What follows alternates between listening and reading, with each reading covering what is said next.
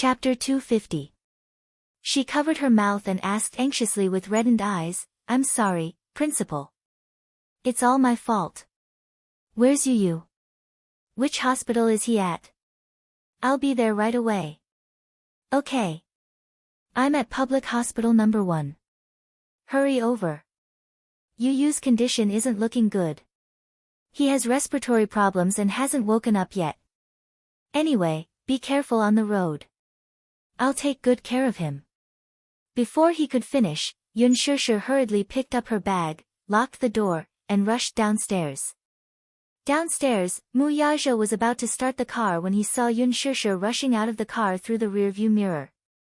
She looked flustered as she ran towards the main entrance. With a strange feeling in his heart, he pressed the horn twice. Honk, honk. The car's horn was exceptionally loud and immediately attracted Yun Shishir's attention. Seeing that it was his car, she rushed over without a care. The moment the car door opened, she said anxiously, "Mu Yaja, send me to Public Hospital number 1. "Why are you going to the hospital?" Mu Yaja asked curiously. Yun Shishir's shoulders were trembling. She clutched her bag tightly and her face was filled with self-blame and anxiety. She looked so flustered that she looked like she was about to be defeated. Yu is at the hospital. I have to rush over immediately. Right away, right away. Mu Yaja heard this and furrowed his brows slightly. However, he didn't ask further and leaned over. She thought that he was going to do something and wanted to stop him. However, he merely leaned over and buckled her seatbelt. "Don't be afraid. I'm here," he said softly and started the car. He stepped on the accelerator and the car sped out of the main entrance. Yun Shishir looked at the man's side profile in shock. However, she saw that his handsome face was cold and tense. His expression was calm and there was no trace of a smile in his eyes. However, he wasn't flustered either as he looked straight ahead. Although she was anxious at this moment, she didn't know why, but she didn't panic like before. The words, "Don't be afraid, I'm here," seemed to brush away the uneasiness and fear in her heart. However, when she thought of Yu's painful appearance when he was young, her heart clenched tightly again. At this moment, in the hospital ward, Li Hanlin sat on a small stool at the head of the bed and put down his phone. On the hospital bed, Yu, who he said was not awake yet and not in a good condition, was sitting quietly on the bed with a newspaper in her hands. Seeing that he had hung up on fairy tale, she put down the newspaper and crossed her arms. She leaned against the headboard and looked at him with a serious expression. She blinked her big black eyes and saw that he had put down his phone. She quickly asked, "What did you say?" He hung up. "He's probably on his way here." Li Hanlin asked again, "CEO Yun, what did I say just now?" "There's no problem ahead. Didn't you tell her to be careful on the road?" Yun Tianyu reprimanded. "What if mommy was in a panic and met with danger on the way here?" Li Hanlin's face fell with grievance. "I did, but I was afraid that she didn't hear me, so I called back, but no one picked up." Yun Tianyu crossed his arms and nodded solemnly. He calmly listed out rows of formulas in his mind. It was a 30-kilometer journey from the apartment to the public hospital. The subway was at the entrance and the bus stop was a few dozen meters away. There was no need to transfer. The last train was at 9 p.m. She couldn't make it. The bus was too slow, so mommy must have chosen to take a taxi. It would take about 45 minutes. Chapter 251. Li Hanlin's eyes twitched. This child, he was so scheming. He was exasperated. Earlier, he had received a call from Little Munchkin and heard Little Munchkin's painful cries for help. He immediately put down everything he was doing and rushed over. When he opened the door, he saw Little Munchkin lying on the ground. He immediately rushed over and carried him up. Seeing that Little Munchkin had fainted, he didn't know what was going on.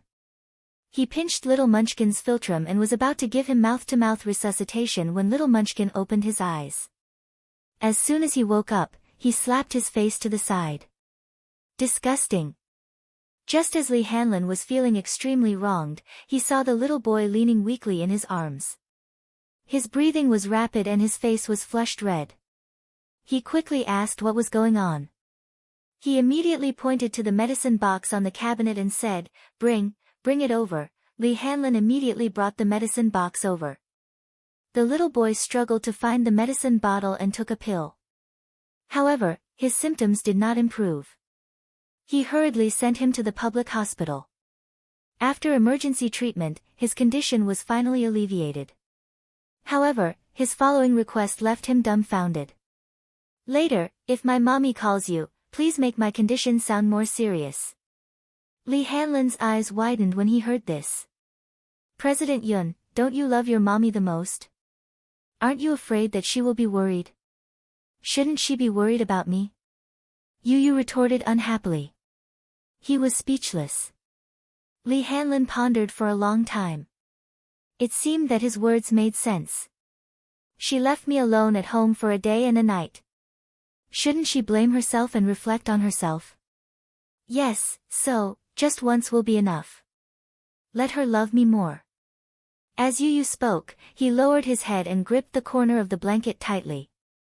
His furrowed brows made his back view look helpless. Only when one has lost something will they know how to cherish it. However, once you lose it, you can never get it back. That was how the phone call came to be. He had always doted on his mommy, no matter how big or small the matter was.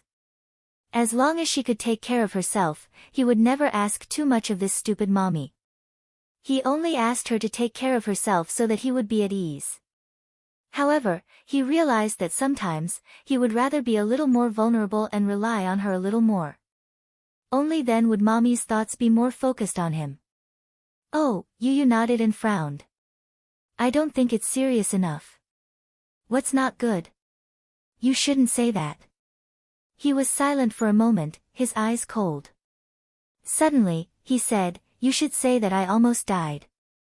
Yun Tianyo's sinister smile sent a chill down Li Hanlin's spine. This child was truly unfathomable. Was he really only 6 years old? However, his words were not an exaggeration. If he had not arrived in time, Yun Tianyo's condition would have worsened, and it would have been very dangerous. Li Hanlin understood that the reason why he had asked him to say this was just a means. A child's world was extremely simple. They did not know how to beat around the bush or how to use tricks. Although Yun Tianyu was considered outstanding among the children, his outstanding EQ and IQ were unattainable by the other children. However, deep down, he was also incomparably simple. He only knew that if he appeared a little more vulnerable and pitiful, his mommy would show more love and care for him. Yun Tianyu slowly lay down and said in a low voice, "I can't lose to that man. I must get mommy's heart back." Chapter 252. The car stopped at the entrance of the hospital. Yun Shishir hurriedly alighted from the car and jogged toward the inpatient department. Mu Yaja parked the car and quickly chased after her. When she entered the inpatient department, she quickly took out her phone to call Li Hanlin, only to realize that her phone was out of battery. Yun Shishir bit her lower lip in frustration. She had been careless and did not bring the note with the number with her. She did not even know which floor and ward Yu was in, so she could only bite the bullet and walk toward the nurse's desk. She was halfway there when someone called out to her from behind. "Yun Shishir. You're here." Yun Shishir turned around in surprise and saw Li Qin, who was standing behind her, looking at her in surprise. Her face stiffened and she was a little surprised. Why was she here? Yun Shishir asked curiously, "Why are you here?" "The child is in the hospital. I just rushed over." "Have you heard about this, too?" For some reason, Li Qin's tone toward her was very polite. She was no longer as sarcastic as before.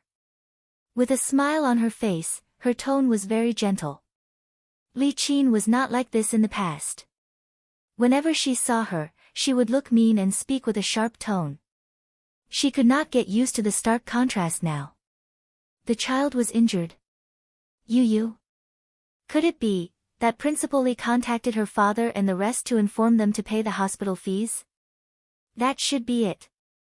When Yun Tianyo's illness flared up, the principal did not contact her when he sent the child to the hospital. He should have contacted Yun Yecheng immediately. She remembered that, just in case, she had filled in Yun Yecheng's emergency contact number in the school's contact book. Principal Li was not related to her family in any way.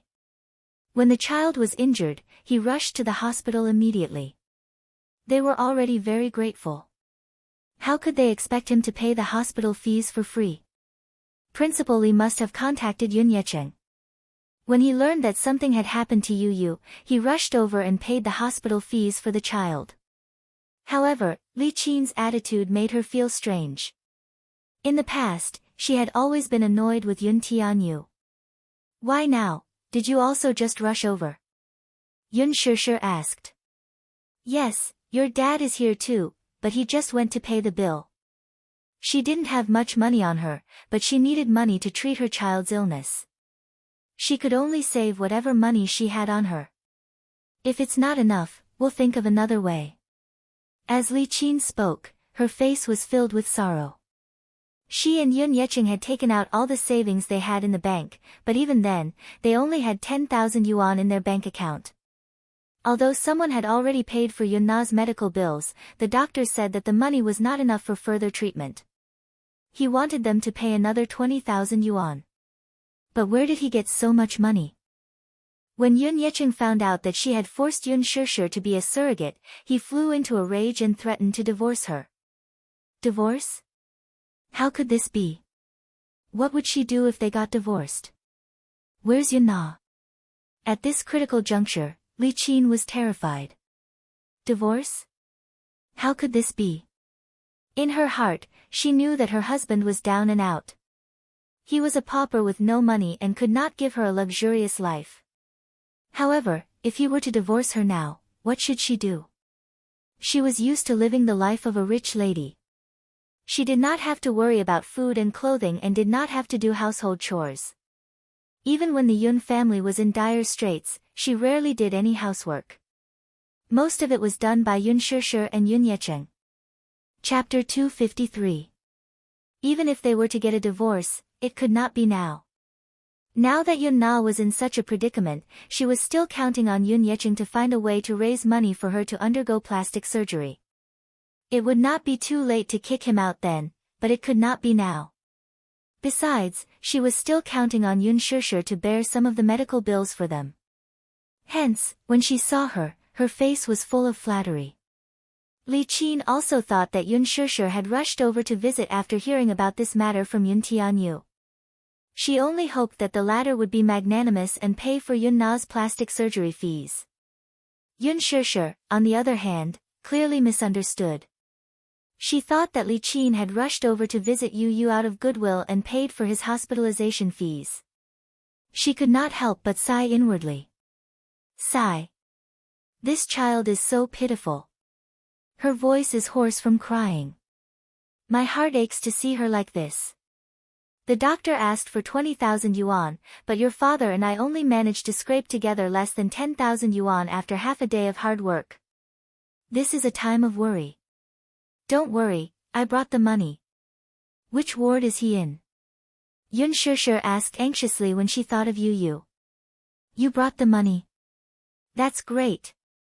Li Qin immediately pulled her hand and led her into the elevator. When the elevator reached the 8th floor, Li Qin hurriedly led her to ward 5020. Yun Shishir was also anxious, but when she walked into the ward and saw the person lying on the bed with a bandage on her face, her expression froze. It was just that, at this moment, the person was half awake and half asleep. Lying on the bed, there was no reaction. What's going on? She asked immediately. She thought that Li Qin had rushed over because she knew that Yu Yu was sick. Sigh. I don't know what's going on either. It would have been better if she did not mention it, but the moment she asked, Li Qin immediately burst into tears. I received a call early this morning saying that something happened to Nana. Your father and I rushed to the hospital and saw her like this. Your father's heart ached so much that he cried behind my back. Yun Shishir's expression became more and more unsightly. She looked at Yun Na on the hospital bed with a complicated expression. Li Qin was still crying at the side and said, the doctor said that this child's face was cut several times and had to be stitched up with dozens of stitches. It seemed like it was cut by a blade. Some of the wounds were shallow, while others were very deep. There were several slashes. Wasn't this a deliberate attempt to harm others? The doctor said that the child's face was ruined. However, if they could gather enough money, they could go to a beauty clinic for plastic surgery. Perhaps they could recover their looks. Sure, can you think of something? Yun Sure was stunned, but her heart turned cold. She thought that Li Qin had some kind intentions. Yes. When she was young, she had a high fever and was hospitalized with pneumonia, but Li Qin had never once visited her. How much would she care about Yu when he was sick? Think of something. It's like this. Li Qin pulled her to the side. Her face was polite, and her tone was rare and gentle. Nana's face is disfigured, but the doctor said that if we could gather $500,000, we could get plastic surgery to recover her looks. You know that Nana has always been very vain. When she woke up and found out that she was disfigured, she tried to kill herself. Your father's heart ached and he blamed himself. Can you think of a way to gather $500,000? 500,000? Where do I get $500,000? Yun Sure interrupted her. Her face turned even colder. Chapter 254. It was no wonder that Li Qin no longer mocked and ridiculed her when she saw her. It turned out that she was hoping that she would raise money for her daughter's plastic surgery. Even though she didn't know what had happened to Yun Na that caused her face to be slashed dozens of times for no reason, didn't she go straight home after leaving the cocktail party yesterday? But so what? Whether or not she was disfigured, whether or not she could be saved, to put it bluntly, even if she died, it had nothing to do with her.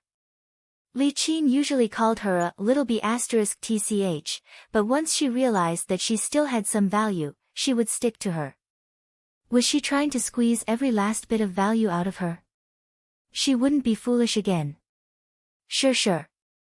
Li Qin saw that her attitude was cold, and her face turned stiff. She was about to flare up, but when she remembered that all her hopes were pinned on her, she could only swallow her anger and say calmly, "You can't be so heartless. Could it be that you're so heartless as to watch your own sister commit suicide?" What do you mean by that? Yun Sure smiled mockingly. I didn't cause her to be like this. Are you trying to push the blame to me? That's not what I meant. How can you criticize me like that? Li Qin was also anxious. Moreover, I didn't ask for too much. The doctor said it's 500,000. It's only 500,000. To you, it should be a small amount, right? 500,000? You just said a few words, and I have to give you so much money. Yun Sure suppressed the anger in her heart. I don't have it. You have it. Li Qin raised her voice. Why don't you have it? A few days ago, I saw you carrying an Armani handbag. That brand easily costs hundreds of thousands, and the more expensive ones are in the millions. You're telling me that you don't have money? Are you really so heartless as to leave her in the lurch? I was. Yun Sure frowned.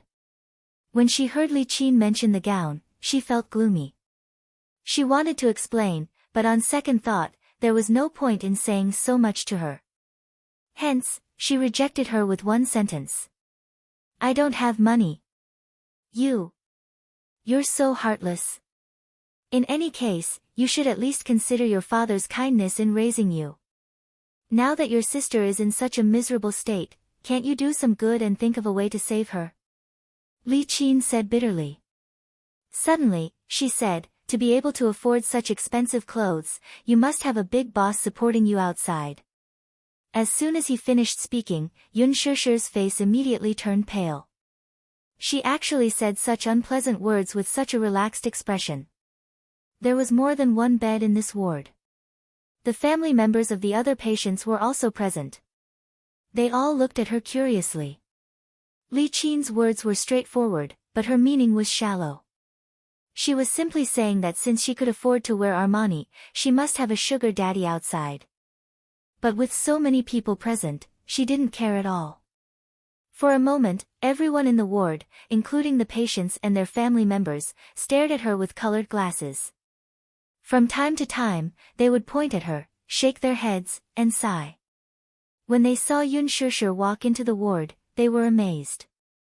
This girl was really fresh and beautiful. But they didn't expect that such a beautiful girl was actually a kept mistress. As a result, those gazes that were either filled with amazement or admiration turned into contempt and disdain. Chapter 255. Although she never cared about how others looked at her. What she hated was why Li Qin was always so harsh with her words. I didn't. Li Qin scolded, you didn't. Don't try to hide it from me. The neighbors told me that you left in a Bentley that day. Don't tell me that you bought the car yourself. Yun Shishir was shocked. On the day of the cocktail party, Gu Xingzi did drive a Bentley when he came to pick her up. The Bentley drove into the neighborhood. At that time, all the neighbors saw her get in the car, but they didn't know that she got in the car to attend a cocktail party. They only thought that she had a man outside, and with that kind of dirty identity. Often, outsiders only saw your glamorous appearance. Out of jealousy and envy, they would make malicious speculations about you and point fingers at you. Hence, when this matter reached Li Qin's ears, she really thought that Yun Shishir had an impressive sugar daddy and believed it without a doubt. But where did she get this sugar daddy from? Where was she going to get this 500,000 yuan? When Li Qin asked for money, it was just a simple matter of words. Did she have to hand over so much money to her? Otherwise, she would be unfilial. Yun Shishir suddenly felt that she didn't even have the strength to explain. It seemed superfluous, so she just kept quiet. Li Qin saw that she didn't say anything and that she couldn't get anything right. Hence, she turned to the other family members on the hospital beds and muttered pitifully, Hey, why didn't you say anything after I spoke for so long? Seriously. Was it a sin in my past life to have such a heartless daughter like you? Yun Shishir was expressionless. Her face was cold and ugly. The family members couldn't stand it anymore. They stood up and criticized Yun Shishir with righteous indignation. Young lady, this is your fault. We're all family. The more difficult it is, the more you should help each other, right? Moreover, she's your mother. Your mother is begging you, but you're indifferent and cold. I've never seen someone as unfilial as you. That's right, the one lying on the bed isn't just anyone, it's your sister. How can you be so heartless? At the side, several patients lying on the hospital beds also complained. If I had such a daughter, I would rather throw her away when she was born than raise her. When she grows up, won't she still cause trouble for me? Yun Shishir's shoulders trembled. Younger sister, yes, she was her younger sister. Ever since she was young, she had always doted on her. If Yun Na liked clothes, even if she had to scrimp and save, she would still buy her a set of clothes with her pocket money. At that time, the iPhone was all the rage. It cost a few thousand yuan. She gritted her teeth and used the money she earned from her part-time job to buy it for her. Did she not treat her sister well? But what did this younger sister do to her? Seeing that someone had stood up for her, Li Qin appeared to be in the right. However, she looked aggrieved and helpless. You guys don't know. She's not my biological daughter. My husband and I adopted her. She's been estranged from me since she was young. Adopted? When everyone heard this, they were shocked. Then, everyone was furious. What an ingrate. I was wondering how can a biological daughter be so heartless? So, she's adopted. This is too much. You don't know how to be grateful at all. If your mother didn't adopt you, would you have the happy life you have today? Why don't you think about whose blessing it was that you were able to grow up to this age? Yun Shishir finally understood what it felt like to be unable to explain herself. At that moment, she was worried about Yu Yu. She was anxious and turned to leave. Seeing that she was about to leave, Li Qin immediately walked up to her and grabbed her arm. Yun Shishir was annoyed and pushed her away. Li Qin fell to the ground, opened her throat, and started to cry. "You're hitting me. I was just pulling your hand, stop pretending," Yun Shishir said angrily. Yu is in critical condition now. I don't have the time to care about your nonsense." After saying that, she turned to leave. However, she was blocked by a group of nosy family members at the door. "Where do you think you're going? Unfilial daughter, how can there be someone as heartless as you? Are you hitting me?" Chapter 256. One of the women's tone was especially harsh, as if she had already taken Li Qin's place. She was so angry that her face turned red. She spoke up for Li Qin, "If it were me, I would definitely be angered to death by an unfilial daughter like you." "That's right. Everyone says that daughters are considerate and are their mother's little jacket, but this is the first time I've seen someone as heartless as you." Yun Shishir clenched her teeth and held back the tears in her eyes. Suddenly, she raised her head and asked, "Are you done?" Her voice was not loud, but it was full of confidence with a hint of bone-chilling coldness. For a moment, the ward fell silent. Everyone stared at her, either angry or surprised. They did not understand and only thought that she was hopeless. However, they saw her take a deep breath and say to everyone, "What right do you have to criticize me? Ah! Little girl, you're quite fierce, aren't you?" Yun Shishir did not back down and said, "Did I scold you or glare at you? You've been speculating about me from the beginning, haven't you?" Everyone was speechless and fell silent. Yun Shishir said again, "Do you know me? Do you know how I've been living for the past 20 years? Do you know what I've been through? Do you know what I've been through? You don't know anything, but you act like you do. This is our family matter. Who are you to butt in? We didn't say anything. We just think that a girl who's so young doesn't learn good things at such a young age and hooks up with rich businessmen outside. That's right. Shameless, breaking into other people's families and not learning good things. People like you are the scum of society." Li Qin said, "Don't say any more. I've lost all my face. Sigh, adopted children are not as close as biological children. There's nothing we can do about it. It's one thing to be filial, but it's another thing to be immoral. She's such a young girl. Why did she have to learn to be a mistress?" Yun Shishir stood alone in the whirlpool of public opinion.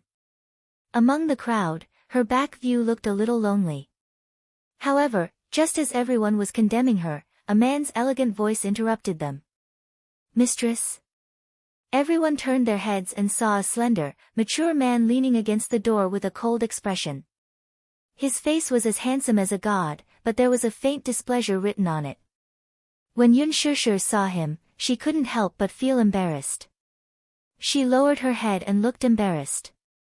Yun Na also opened her eyes. In fact, she had been awake for a long time. She was just pretending to be asleep. She was in a depressed mood. The wound on her face was inflamed, swollen and painful. Now that Yun Shishir was unwilling to take out money to treat her face, she became even more angry. However, she was secretly pleased to hear that everyone was helping Li Qin to criticize Yun Shishir, despite not knowing the facts. A man's cold voice woke her up. When she opened her eyes, she saw Mu Yaja standing at the door.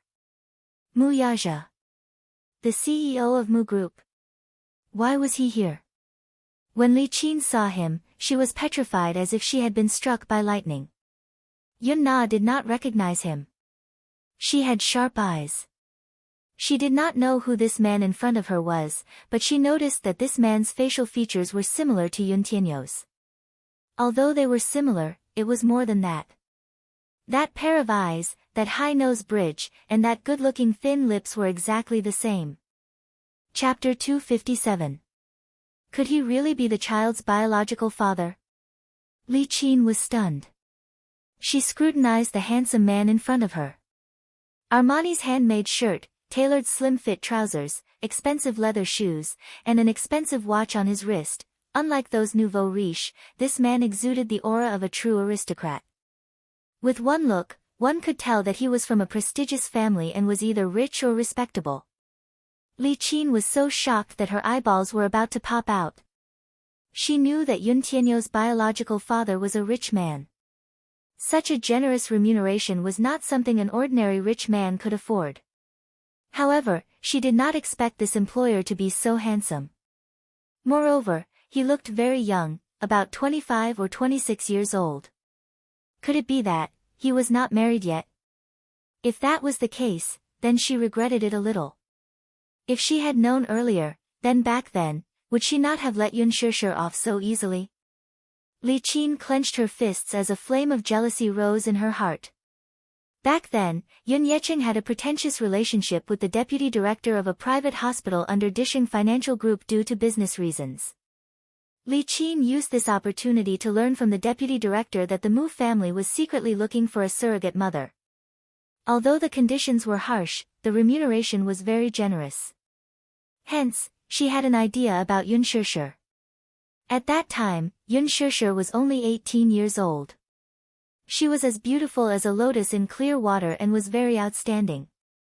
Hence, under repeated pressure, she brought Yun Shishir to sign the contract. She even gloated over her employer's misfortune, thinking that he would be an ugly and obese middle-aged man. She was overjoyed at the thought of the B***starred she hated the most being trampled on by a fierce-looking man. However, now that she saw it, it was undoubtedly a ruthless slap to her face. If only she had known earlier, she would have let Yun Na do it. Perhaps, if that child had worked harder, she would have become a phoenix and become the Mu family's young mistress. When that time came, she would not have to suffer and worry like this. Not only Li Qin, but everyone in the ward was stunned. They had never seen such a handsome man. His face, which seemed to have been cast by a knife, was cold. It was as if his entire body was emitting a golden light. His every movement could not hide his noble aura. Mu Yaja slowly walked in and walked behind the woman standing in front of the bed. He reached out and stroked Yun Shishir's hair. "Why didn't you wait for me?" He lowered his head, and there was a trace of tenderness in his eyes, as if the winter snow would melt. As a result, Yun Shishir's originally cold heart warmed up a little. The man's gentleness made her a little uncomfortable. I stopped the car just now, so I'm late." Yun Shishir said faintly, "It's fine. Did you suffer when I was not around?" After a pause, Mu Yaja raised his head and his expression darkened. "When I was at the door just now, I think I heard someone call you a mistress." He looked up and scanned the ward with his cold gaze. His gaze landed on the family members of the patients. His gaze was as sharp as a knife, and his voice was as cold as an icicle. "Who said that?" These three words were spoken slowly and carelessly, but between the lines, one could see that they were filled with displeasure. There was a biting cold air around him. It was as if anyone standing beside him would be stabbed by the sharpness of his aura. Chapter 258. Everyone looked at the man in disbelief, then looked at Li Qin. At this moment, they were a little confused. Didn't she say that her daughter had a sugar daddy? Could it be this man? Li Qin was even more shocked. The man's question silenced everyone. Who would dare to admit it?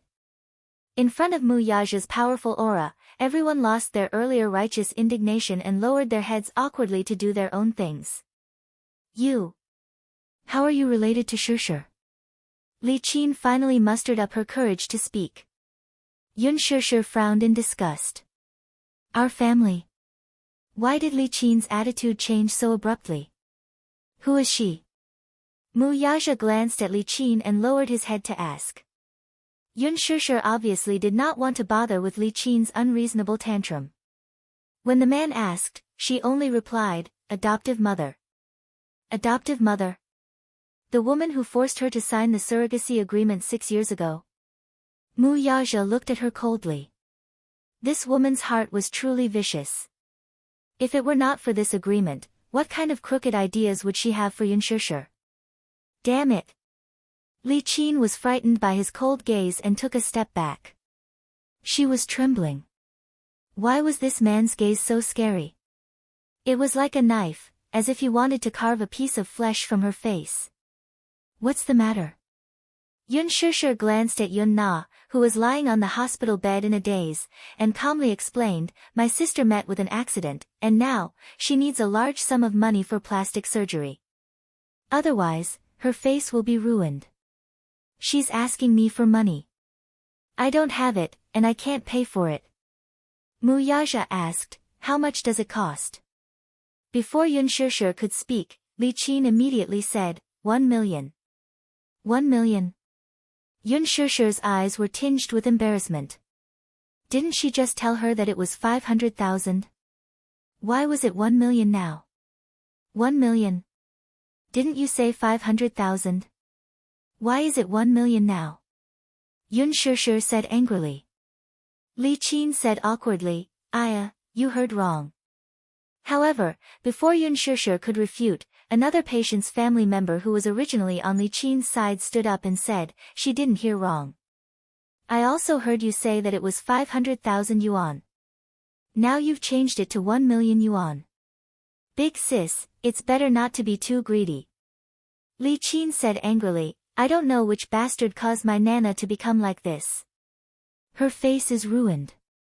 The doctor said that she needs 1 million yuan to restore her face. As Yun Na's elder sister, Shishir naturally had the responsibility to bear some responsibility. We're all family. Now that we're in trouble. Obligation? Yun Shishir clenched her fists. What obligation do I have? Was she a bloodsucker? Was he going to suck her blood to the very last drop? How could he be so greedy? 1 million, I have it. Mu Yaja said calmly behind her. His casual words caused everyone in the ward to widen their eyes in shock. 1 million, he could easily open his mouth. Who was this man? Could it be that he was a billionaire? Li Qin's eyes lit up. She almost blurted out, that's great. My Nana's face can be saved. Who exactly was this man? How could he be so rich? That's right. The remuneration on the contract alone was a few million yuan. After she gave birth to the child, the employer paid another considerable sum. Chapter 259. Li Qin smiled and asked, Shishir, how should I address this gentleman? Why aren't you asking him to sit down? Mu Yaja watched her every move expressionlessly and did not make a move.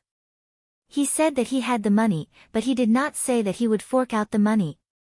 Li Qin felt a little awkward and could only look at Yun Shishir. Shishir, how should I address this gentleman? Mu. Chairman Mu. On the hospital bed, Yun Na spoke timidly, looking nervous. Li Qin's eyes widened. Nana, you know him? Yes. Mom, he's the CEO of Dishing Financial Group, Chairman Mu. Li Qin's face turned pale at the mention of this title. Mu Yaja, the CEO of Mu Financial Group. Everyone knew that the Mu family was the wealthiest family in the capital. Oh my god, this man was the CEO of Mu Group. Ah, Shishir, why didn't you tell me about such a big matter? When did you and young Master Mu? Anyone could tell that Li Qin was gnashing her teeth in hatred when she said this, but she still had to maintain a smile. Then, sure, you should pay more attention to your sister's matter. 1 million. That's a lot. I don't have that much. Yun Shishir rejected without hesitation. Suddenly, she added coldly, please get this straight. Even if I had the money, I wouldn't fork it out. Li Qin's face stiffened. She almost lost her temper when she heard her refusal. However, Mu Yaja was present. She could only suppress her anger and turn to him for help. Mr. Mu Yaja, you see, Nana is Shishir's sister. We're in a pinch now. What do you think about this 1 million? Mu Yaja did not even look at her. He lowered his head and asked Yun Shishir, what do you think? He was obviously asking for her opinion. There was no doubt about the doting look on his face. It was obvious that as long as Yun Shishir agreed, this 1 million was just a string of numbers to him. Li Qin looked at Yun Shishir expectantly, only to hear her say indifferently, "You think of a way yourself." "I can't help you." "Why can't you help me?" Li Qin was so anxious that her eyes were red. "Isn't young Master Mu here?" "How rich is the Mu group?" 1 million is nothing to young Master Mu, isn't it?" Even Mu Yaja couldn't help but frown at his undisguised ambition. The other people in the ward sighed, as if they had seen through Li Qin's character. Greed, insatiable greed. Could it be that they had misunderstood the girl? For a moment, everyone felt extremely guilty. Yun Shishir flew into a rage out of humiliation at her words. What was this? Was she forcing her to beg with her? Li Qin cried out in agitation, "Shishir, are you really going to leave him to die? Do you want your father to kneel down and beg you?" Yun Shishir was infuriated. Li Qin was using Yun Yecheng to threaten her. "I'm leaving him to die." Yun Shishir suddenly raised her chin and stared coldly into her eyes. She retorted word by word, "She's your child, not mine. You're the one who taught her, not me. Why do I always have to clean up her mess? Yes, I was adopted by you, but am I your slave? Am I supposed to risk my life for you? How long are you going to use me? Isn't it enough? Haven't I been harmed by you enough?" Li Qin was stunned. Everyone held their breaths. Chapter 260. Yun Shishir held her aching forehead and said solemnly, "If I had such a daughter, I'd feel ashamed. You play the role of a loving mother in front of everyone, but have you ever truly cared about me? Even if I'm your biological daughter, you don't seem to care much about me. Do you know that she's gambling outside? Do you know that she's taking drugs outside? Yes, I'm her elder sister. That's why I'm always the one cleaning up after her mess. Have you ever cared? Have you ever asked? Her enemies came to my door to collect debts, and I lost my job. I even had to pay off her debts with my hard-earned savings. What else do you want? Mom, are you a vampire? Will you only stop when you suck my blood dry?" Li Qin's face flushed red at her words. Mu Yazhou was slightly startled. He could not help but recall the day when he bumped into her. She seemed to be carrying a box and looked as if she had been kicked out of the company. "So that's the reason. I advise you, instead of going around begging for help when something happens, it's better for you to educate your daughter properly before this happens. Today, she's disfigured, but what about tomorrow? Trouble comes from the mouth. Why do I have to bear the consequences for her every time something happens? Why should I?" After a pause, she continued, "I don't have time to waste with you. Yu is still waiting for me. If you stop me again, I won't go easy on you." With that, Yun Shishir turned around and was about to leave when she bumped into Yun Yecheng, who was standing at the same spot with the bill in his hand. "Dad." Yun Shishir was stunned. She did not know how long he had been standing outside the door and how much of her words he had heard. "Shishir, is this true?" he asked in a daze. "She's taking drugs and gambling outside? Did you pay off her debts on her behalf?" Yun Na trembled in fear at the sight of Yun Yecheng. D***MN Yun Shishir. Why did she reveal all these? Isn't she trying to get me killed? Dad, don't ask anymore. I don't want to talk about it. I've done a lot for this family, but they don't welcome me. If you don't welcome me, I'll just leave.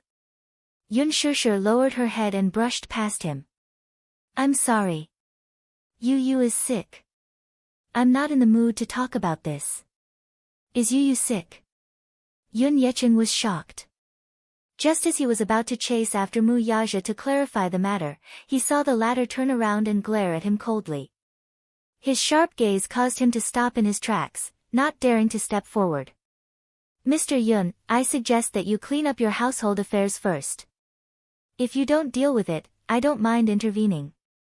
The meaning behind his words was that if he were to make a move, then he would surely not let Li Qin and Yun Na have an easy time. After saying that, Mu Yaja followed behind Yun Shishir and disappeared around the corner of the corridor. Yun Yecheng walked into the ward in a daze. The moment he raised his head and saw Li Qin's uneasy face, his face darkened. "Hubby, Pa," what she got in return was a slap that turned into anger out of humiliation. Li Qin covered her face, dumbfounded. She did not expect him to slap her. In her momentary daze, he gave her another slap. This time, he used more force, causing her to fall backward and hit the cabinet. Blood flowed from her head.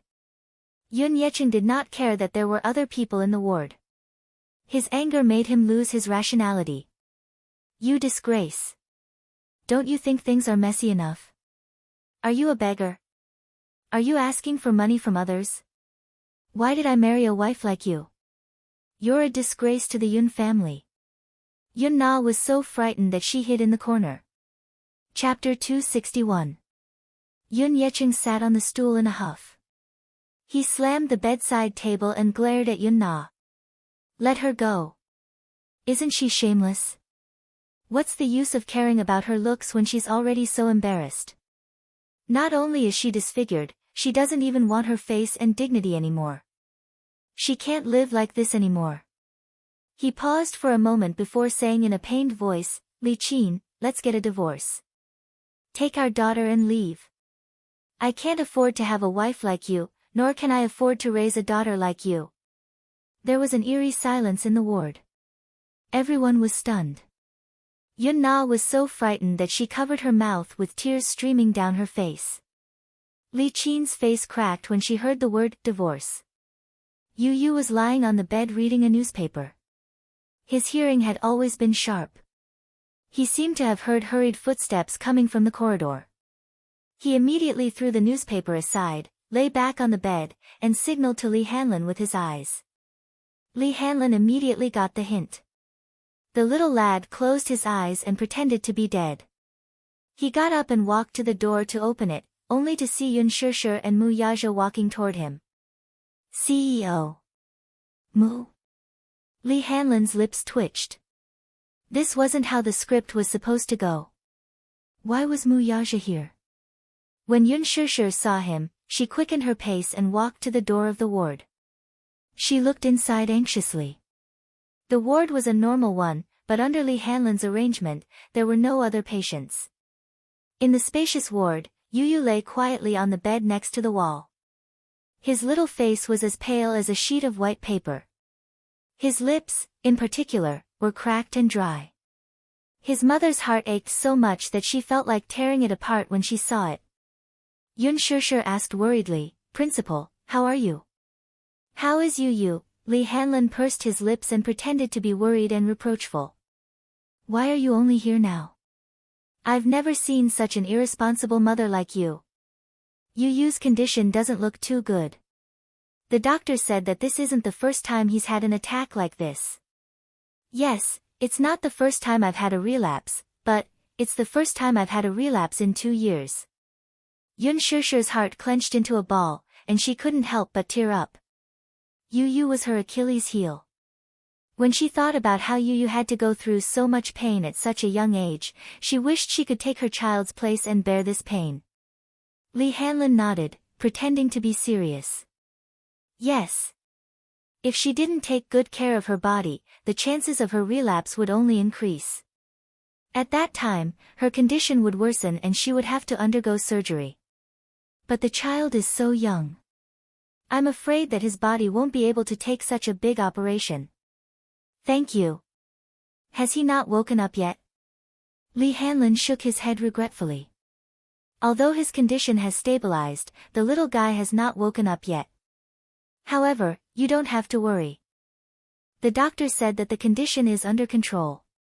It's not a big problem for now. Thank you. Yun Shishir thanked him and immediately walked towards the bed. Mu Yaja was about to enter the ward, but Li Hanlin stopped him at the right time. The latter looked at him with a displeased expression. His cold gaze seemed to be asking why Li Hanlin stopped him.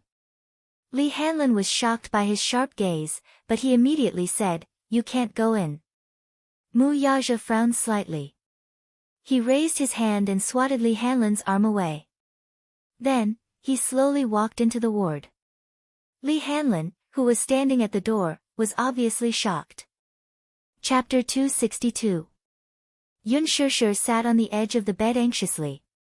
She looked at little Munchkin's pale face and gritted her teeth. Her heart felt like it was being stabbed by a knife.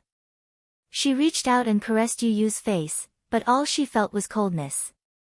Yun Shishir frowned, her heart throbbing in pain. It was so cold, as if there was no warmth at all. Tears flowed out of her eyes uncontrollably. Her heart ached so much that she couldn't control herself. Yu.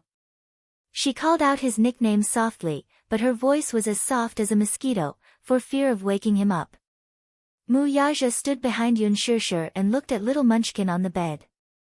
His heart felt strangely suffocated at that moment. What kind of emotions would a man feel when he saw his biological son whom he had lost contact with for a full 6 years? He only felt that something was constantly surging in his heart. This kind of feeling was unfamiliar and warm, and it was difficult to describe with any words. It wasn't the first time he had realized that he was a father. Back then, when this woman gave birth to Xiao Yichen for him, he, who had always been calm, actually made mistakes in the board meeting. After the meeting, he rushed to the Mu family's private hospital and took the infant from the nurse. It was so small, with a small head, a wrinkled face, and a pair of eyes that were tightly squinted. It was difficult for the infant's 2 small hands to hold his index finger. When he held the child in his arms, the crying child stopped crying in an instant. He waved his arms and hugged his hand. Then, he sucked on his finger out of instinct and started sucking on it. Mu Yaja was tickled by the child's interesting reaction, and his eyes were filled with joy. At that moment, he thought that he was dreaming. He was a father. He didn't have a happy marriage, he didn't have a beloved wife. He didn't even have the experience of waiting outside the delivery room anxiously like other men. It was as if a Xiao Bao had fallen from the sky. He had become a father, and he had a son. At that time, he swore to give this child a warm family. Even if this family didn't have a mother, he would be a good father. Mu Yaja's concept of a father was still that of his own father. But now that he had become a father, he felt somewhat at a loss, helpless, and complicated. It was his first time holding a child. He stared at Xiao Yichen for a long time, as if trying to find traces of himself on the child's face. But the child was still so young and his face was wrinkled. Only when he was 1 month old could he vaguely see that the child's lips were very similar to his, thin and well-defined. When little Yichen was a year old, even Grandpa Mu happily said that the child resembled him by 70 to 80%. Logically speaking, a son should be more like his mother, while a daughter should be more like her father. However, Xiao Yichen was extremely similar to him. It wouldn't be an exaggeration to say that he was a carbon copy of him. Now, as he stood in the ward and looked at Yu, who was lying on the bed, his heart was filled with complex emotions.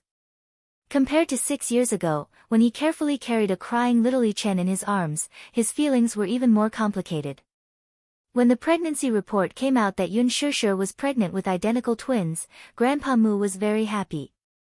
However, the baby was born prematurely in August. He found out that his younger brother was not breathing when he was born and had died prematurely.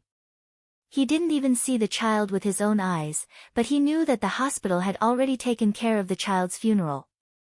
He was afraid that Grandpa Mu would be reminded of the past, so he didn't pursue the matter further. Chapter 263.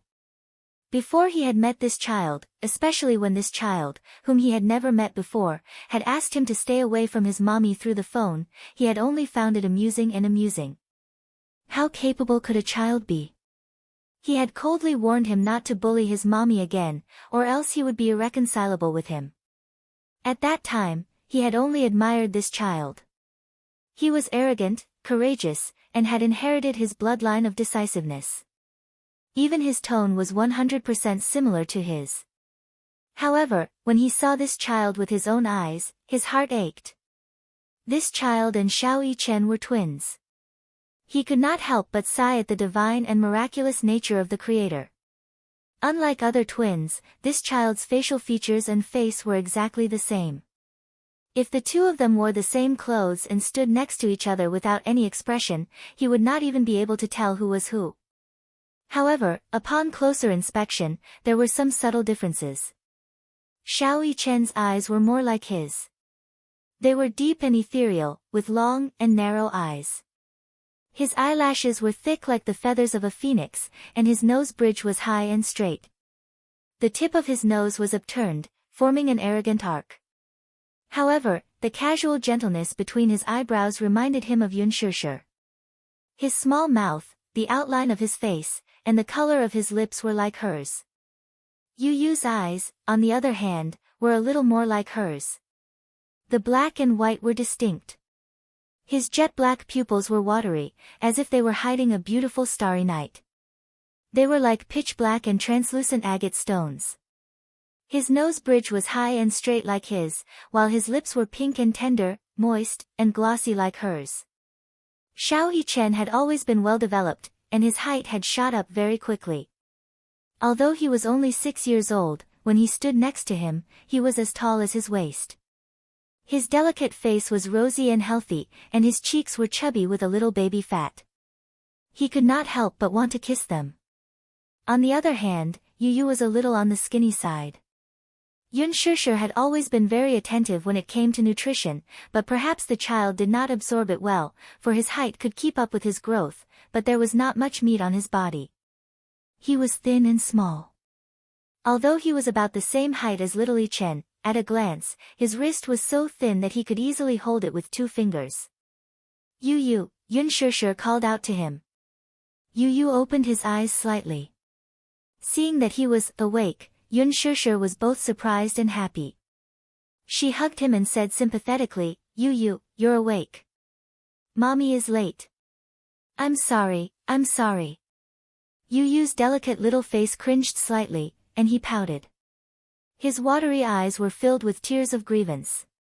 He rubbed against her arms longingly and grumbled, Mommy, why are you only here now?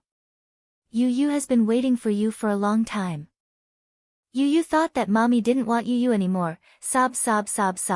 Yu Yu hugged Yun Shishir's neck with his little hands and rested his head on her shoulder in satisfaction. He rubbed against her like a kitten, greedily enjoying the warmth in her arms. However, when he suddenly opened his eyes and saw the man standing by the bed, his soft smile froze on his lips. Mu Yaja's footsteps were very light. He stood at the head of the bed for a long time and quietly sized him up without making a sound. However, when Yu Yu opened his eyes and saw the man by the bed, his face turned cold and gloomy with his back facing Yun Shishir. Chapter 264.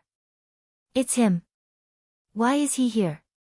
He had thought that his mommy had come alone. Why did she bring this man along? Yu Yu's expression tensed up. His thin lips formed a stiff line as he felt displeased. This was the first time Yun Tianyu looked at this man up close. The first time he saw his biological father was in a financial magazine. Initially, he thought that the photo had been edited. Otherwise, how could there be such a perfect man in this world? He was handsome, mature, and had an extraordinary temperament. Especially that cold and resolute face. Even though it was a cold photo, people couldn't help but be intimidated by it. The last time he saw him was at a gala. He clearly saw this man's handsome features and tall figure. It turned out that this perfect man existed in reality, too. At this moment, the father and son were facing each other. He looked at the little lad, and the latter sized him up with an appraising gaze. His eyes gradually filled with disbelief. He was an outstanding man. He was also a domineering man. He should be like him, a very possessive man. An extremely powerful aura emanated from his body. Wherever he went, the aura emanating from his body would spread to every corner. This was his biological father. When he was young, he did not have a father. When he saw other children with fathers, he was envious and confused. Why was it that when other children were a family of 3, their left hand holding mommies and right hand holding daddies, his right hand was empty? He often saw other children sitting on their father's shoulders. Every time he saw this scene, he was envious. His father was such a tall figure. It was as if, with him by his side, he had nothing to fear in this world. If there was a man of indomitable spirit in the family, he and Mommy would not be looked down upon by others, much less be bullied, right? However, as he grew older, he began to resent his father's image. Why did Daddy not want him and Mommy anymore? He had asked his Mommy a few times, but she had always evaded the question and had never given him a proper answer. Gradually, he became indifferent to the concept of a father. If there was no man, he would become a man. He would protect his Mommy at all costs and by hook or by crook. Perhaps, in Li Hanlin's eyes, Yun Tianyo's maturity was not something an ordinary child could compare to. What he did not know was that Yu Yu was only arming himself with his weak side and carefully hiding it. In front of Yun Shishir, he was a sensible, well-behaved, and extremely obedient boy. In front of Li Hanlin, he was black-bellied, steady, and extraordinarily charismatic. He did not need a father. He did not want to share his Mommy's love with anyone else. At this thought, Yu Yu's little hands hugged his Mommy's shoulders. This man was really taking over his Mommy's life step by step. He couldn't just sit back and watch. Mommy, why haven't you come home for 2 days? There's only Yu Yu at home, Yu Yu is so scared. Yun Tianyu rested his small face on his mother's shoulder. His small lips opened and closed as he cried out in a trembling voice. His childish voice was hoarse and choked with sobs, making anyone who heard it feel heartache. Chapter 265. Yun Shishir was hugging Yun Tianyu, so she could not see the expression on his face. However, when she heard the little lad's tearful complaints, her heart broke. Sorry. Yu Yu, Mommy is wrong. Mommy won't leave Yu Yu alone at home anymore. It's Mommy's fault this time. Yu Yu, you can punish Mommy however you want. Mu Yaja stood by the bed with furrowed brows. This little lad was young, but he was quite scheming. He even knew how to make use of his Mommy's guilt toward him. Although he spoke coquettishly, he glared at him coldly. He could not help but marvel at his superb acting skills. Yun Tianyu raised a brow and threw a cold glance at Mu Yaja. He then softly said to Yun Shishir, "Stupid Mommy, how can you bear to punish Mommy? Mommy must have had something on last night, so she couldn't come back. Yu Yu doesn't blame Mommy, but don't leave Yu Yu alone next time. Yu Yu is really scared." With that, his lips curled up slightly as if he was showing off to the man.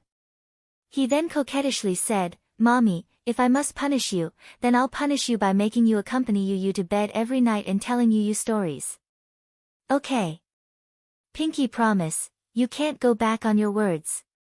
Yu Yu stretched out his pinky and hooked it. Yun Shishir gently wiped away the heartache in her eyes and hooked her pinky with his. Pinky promise. Yu Yu's eyes curved gently. He rested his forehead on Yun Shishir's and rubbed it coquettishly. He pouted and said, "Mommy, Yu Yu forgives you. Yu Yu, good boy." Yun Tianyu suddenly looked at Mu Yaja and pretended to be surprised. Mommy, who is this uncle? Yun Shishir's expression turned awkward. He didn't know that Yu Yu already knew his identity. Now that little munchkin mentioned it, he didn't know what to do. How should he introduce them? Could it be that Yu Yu, this is your daddy? Yu Yu would be terrified.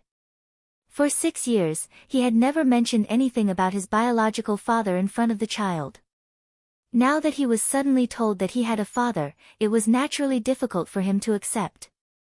When she thought of this, her expression became extremely ugly. She subconsciously looked behind her and glanced at the man beside the bed. The latter was looking at her as if he was also waiting for her to explain. She sucked in a deep breath of cold air and could not help pursing her lips in distress. She really didn't know how to introduce him. Usually, her life was split between work and home, so she didn't have many friends. She had met a few of her friends, colleagues, and Yu Yu. Although the child was young, he was very meticulous.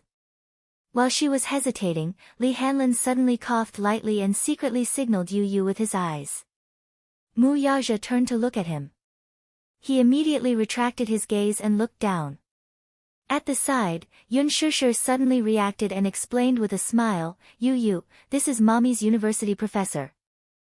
His surname is Mu, and he took good care of Mommy when we were in school. She rarely lied, so she felt a little guilty.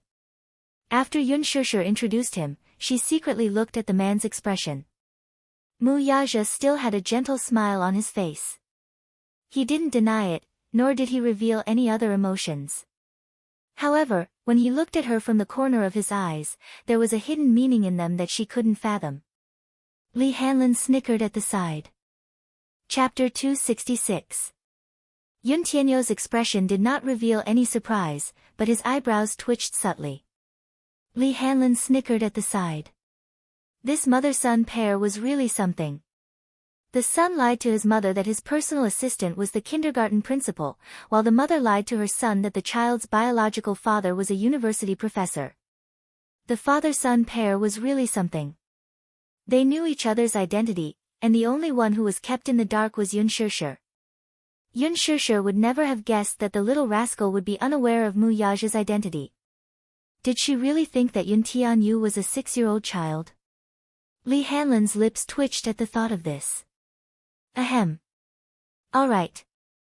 Yun Tianyu was indeed a 6-year-old child. Yun Tianyu chuckled and greeted him gently. So, you're Mommy's university professor.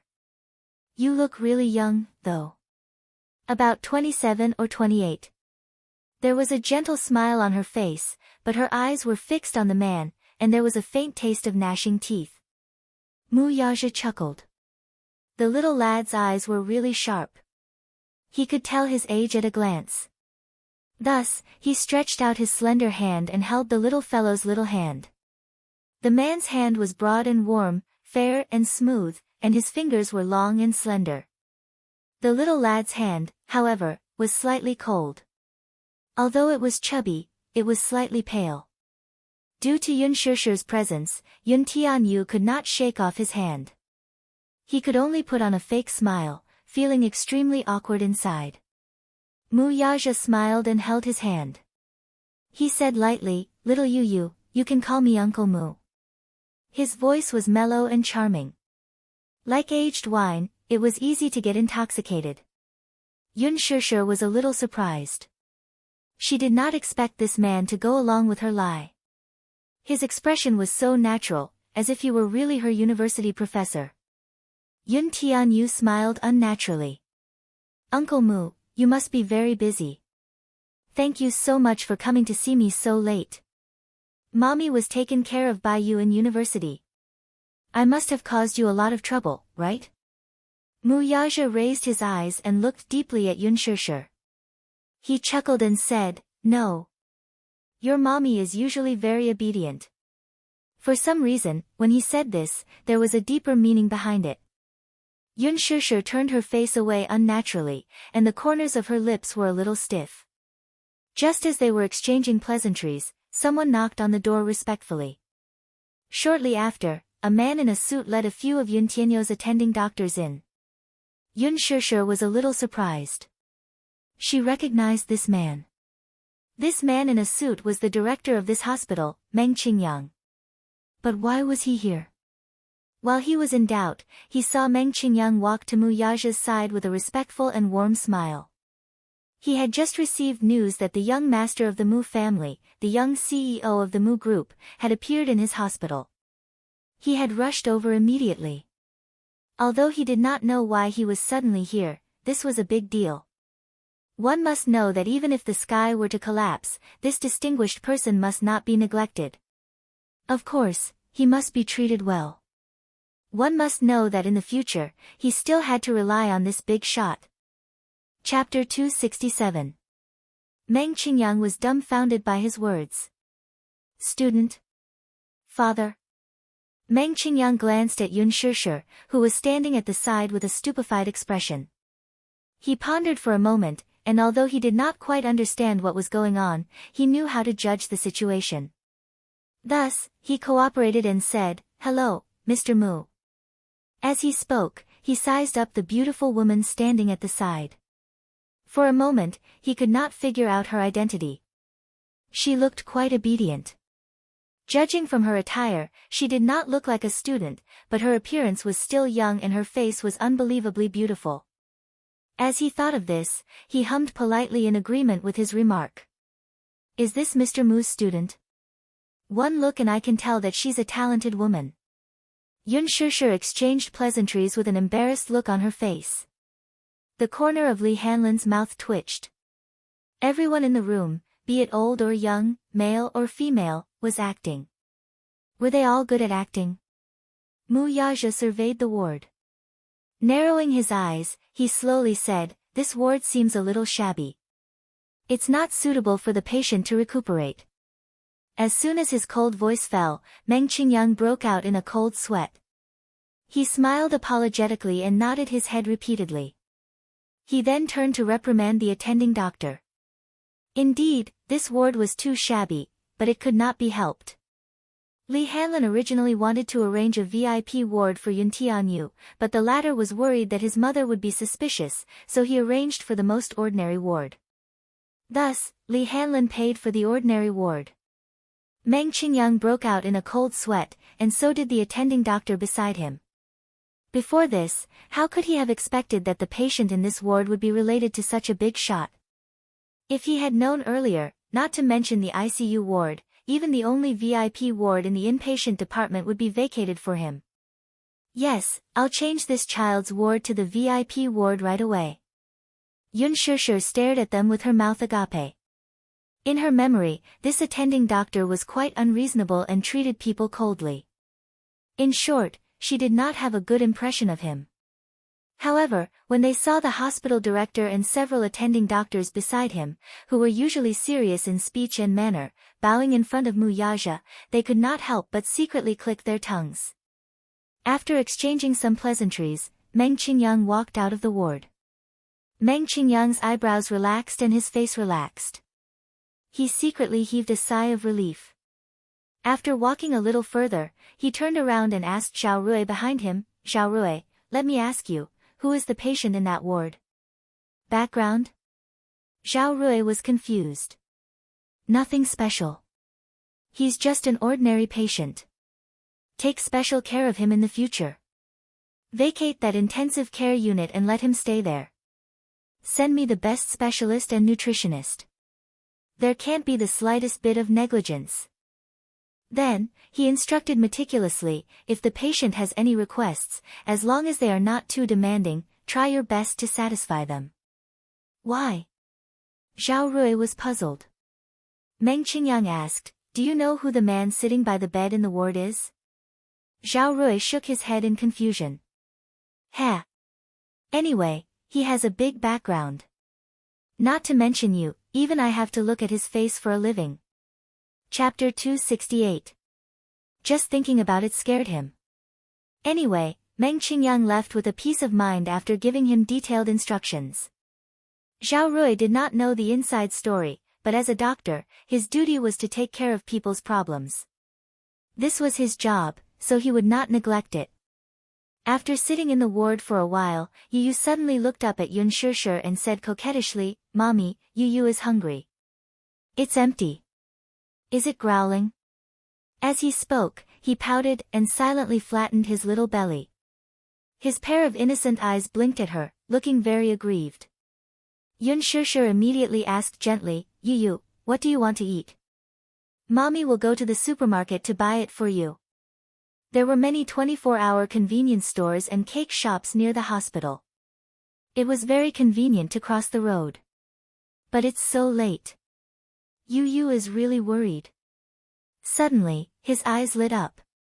He clasped his hands together and said softly to Li Hanlin, Principal, why don't you accompany my mommy? Li Hanlin immediately understood and nodded. Yun Shishir was a little embarrassed and declined, No, thank you. Yu, it's so late now. Why don't you let the principal go home early? It's okay.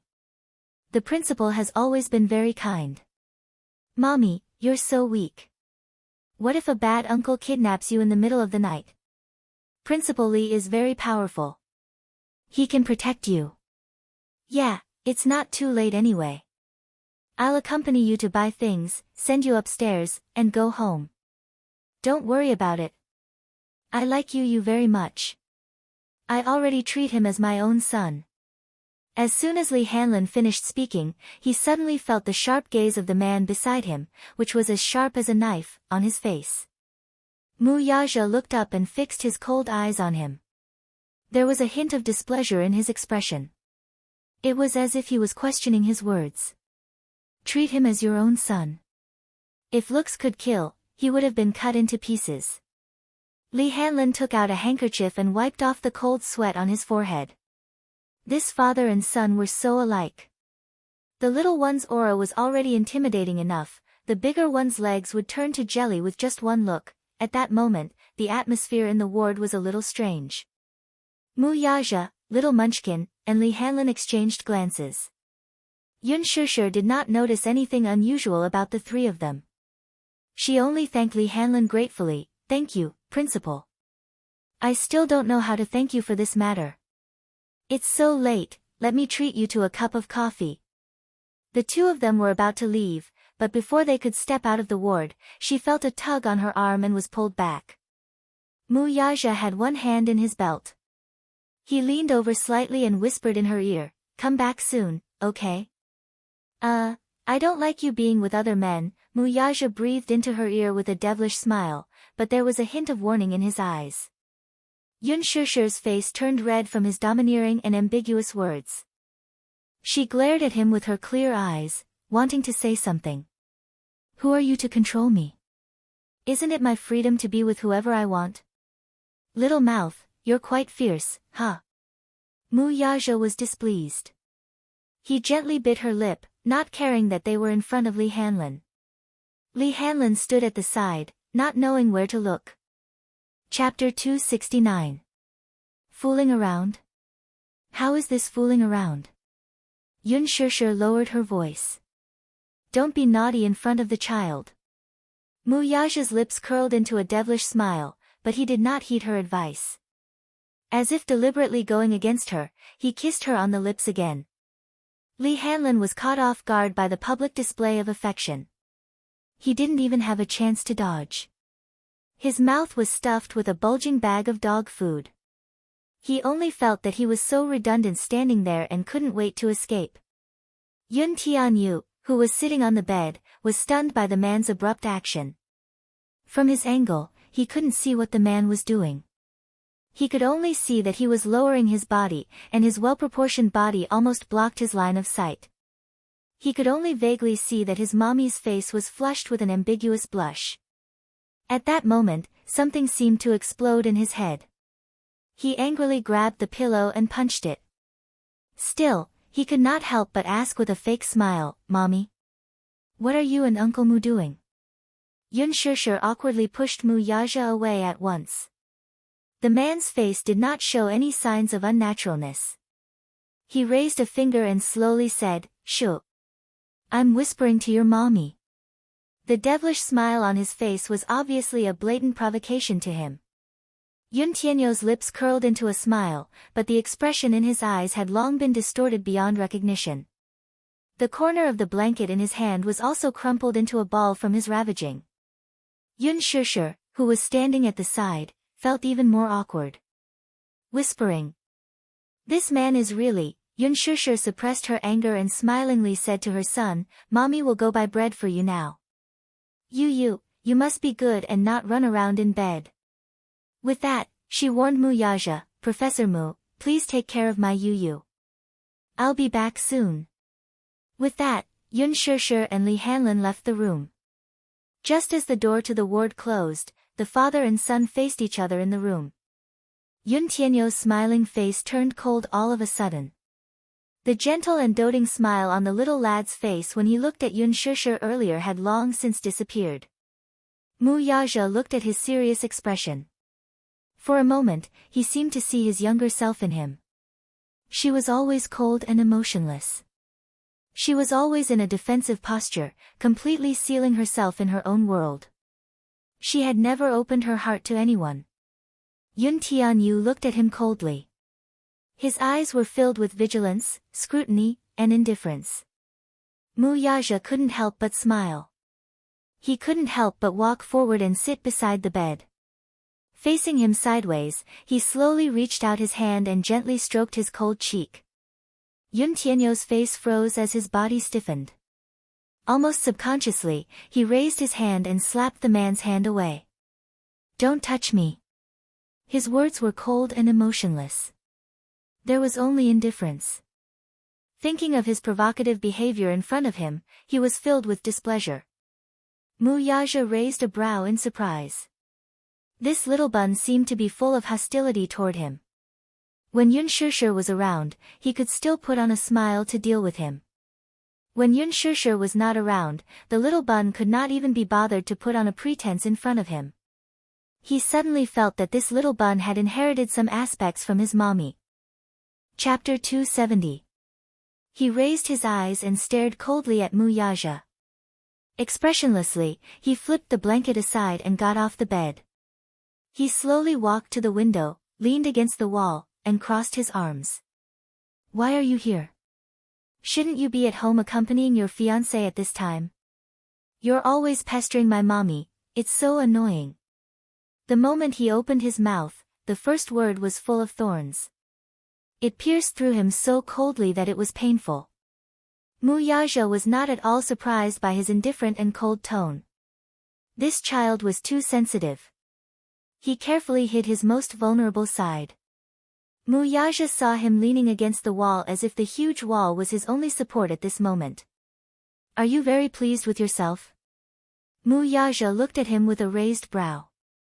The little lad pursed his lips tightly. At this moment, he was like a little beast that had lost control and no sense of security. He hugged his arms tightly and suppressed all his anger and uneasiness. He repeated his words again. "Are you very pleased with yourself for bullying my mommy in front of me?" "Mu Yaja." He called him by his name. Mu Yaja was not angry at all. He only curled his lips and slowly said, "According to seniority, you should call me Daddy." "Daddy?" Yun Tianyo's good-looking brow arched. "On what basis?" Mu Yaja said, "On the basis that my blood flows in your veins." "Is this answer enough?" The father and son, one big and one small, formed two extremes that were like fire and water. Yun Tianyo's eyes turned cold. "Is it enough?" "Not enough." He suddenly raised his arrogant chin and stared straight at the man's handsome face. His tender voice revealed a firmness that could not be ignored. "Do you think that just because we are related by blood, I should call you Daddy? I'm 6 this year. 6 years old. Have we met in the past 6 years? Have you ever fulfilled your responsibility as a father? Now, you suddenly appear out of nowhere and want me to acknowledge you as my daddy?" As he spoke, his frail body began to tremble. Yun Tianyo's brows furrowed tightly. He lowered his head and gripped his wrist tightly as if he could suppress the anger in his heart. He lowered his eyes and said in a low voice, "Mu Yaja, I think you're mistaken about something. It's not because we are related by blood that I should recognize you as my father." Mu Yaja was stunned. Yun Tianyu looked up at him and sneered. "Did you carry me when I was born? When I'm afraid of the dark at night, have you ever sung a nursery rhyme beside my bed to coax me to sleep? When I was bullied by other children, did you comfort me by my side? When I was in kindergarten, all the children were taken home by their fathers. Where were you? Where were you when mommy was being bullied? Now, 6 years have passed. You appear out of nowhere and want me to call you Daddy. Mu Yaja, do you think you're qualified?" His tone was not agitated, and his voice was calm and steady as usual. However, his childish voice was faintly trembling. Even though he was calmly narrating something that had happened to someone else, his words were laced with blood and tears that had long since dried up. Yun Tianyu coldly said, "You'll never know how mommy and I have spent the past 6 years. Chapter 271. That's right. I didn't know that I had a father like you. Yun Tianyu continued solemnly, "When I first saw you in the magazine, I honestly felt agitated, wronged, and regretful." After a pause, the little lad raised his head and his lips curled into a mournful smile. What I'm excited about is that I actually have a biological daddy. Moreover, the man who gave birth to me is so outstanding and outstanding. I was aggrieved because where were you for the past 6 years? Regretfully, no matter how outstanding you are, I can't entrust mommy to you. Mu Yaja's brows knitted tightly together. The little lad's accusation made his heart clench and almost suffocate him. It was not that he did not feel heartache. His heart ached so much that it felt as if a heavy rock was pressing down on it, making it hard for him to breathe. Initially, he was a little surprised by his son's intelligence, but more than that, he was astonished. He and Xiao Yichen were twins, but unlike Xiao Yichen, this child was more mature and steady. This level of maturity was not something that someone his age should have. 6 years old was the most innocent age in a child's life. Children at this age were more likely to enjoy the innocence and beauty of childhood. He, however, bore a burden that children his age should not bear. This maturity was only natural, though. Little Yichen had been doted on ever since he was born. With him as the center, Mu Xing's love, as well as his doting, had never stopped revolving. Even Mu Wanru, who was not close to him, had always indulged him in all matters, big or small. Although she was not his biological mother, Mu Wanru still fulfilled her duty as a mother. Yun Tianyu was different, though. He did not breathe the moment he was born. There were only weak signs of life, and he almost lost his life. Relying on his innate survival instinct, he let out a weak cry and came into this world. However, he did not have Xiao Yichen's health and liveliness from birth. Before he was 2 years old, he had experienced physical torture and pain. Gradually, he realized that his body was not as healthy as other children. He also realized that he was different from other children. When he returned home, he was already used to Li Qin and Yun Na's sarcasm, ostracism, and unbearable humiliation. His childhood without a father was accompanied by bullying and humiliation, but he was never willing to mention it to Yun Shishir. Because of this, his mature personality was formed. Yun Tianyu clenched his fists tightly. Suddenly, he relaxed them and his voice returned to its usual coldness. Since I was born, I only have a mommy and no daddy. I didn't have one before, and I won't have one in the future. Mu Yaja asked. Biting his lower lip hard, he coldly spat out, "That's because I don't need it." His voice fell, but there was a long silence. Until he spoke again. "I like you very much." Yun Tianyu, his body stiffened, his shoulders trembled. He asked gently, "Don't you like me?" She carefully probed him, trying to find out his true intentions.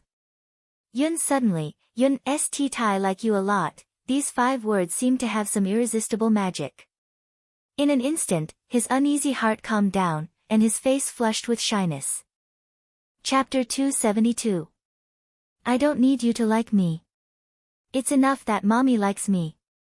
This child was actually a little arrogant. I've told you before that you're not allowed to provoke my mommy. Mu Yaja, do you think I can't do anything to you? Mu Yaja did not make a sound. Looking at his reddened face, which was full of awkwardness and hostility, he curled his lips. The ward was silent for a moment. After a long silence, Mu Yaja stood up abruptly. His tall figure instantly made the entire ward seem small and narrow. The man's aura was so strong that Yu had no choice but to puff out his chest.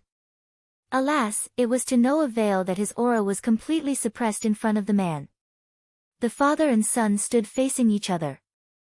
The height difference was so big that Yu could only raise his head to look at him. His neck was a little sore. He was so tall. Just like what he had imagined, his father was really tall and upright. His stalwart body seemed to be able to withstand all kinds of wind and waves, it was indestructible. When he first met him at the gala, he could not help feeling envious of his outstanding height. How nice would it be if he could grow up to be as tall as him?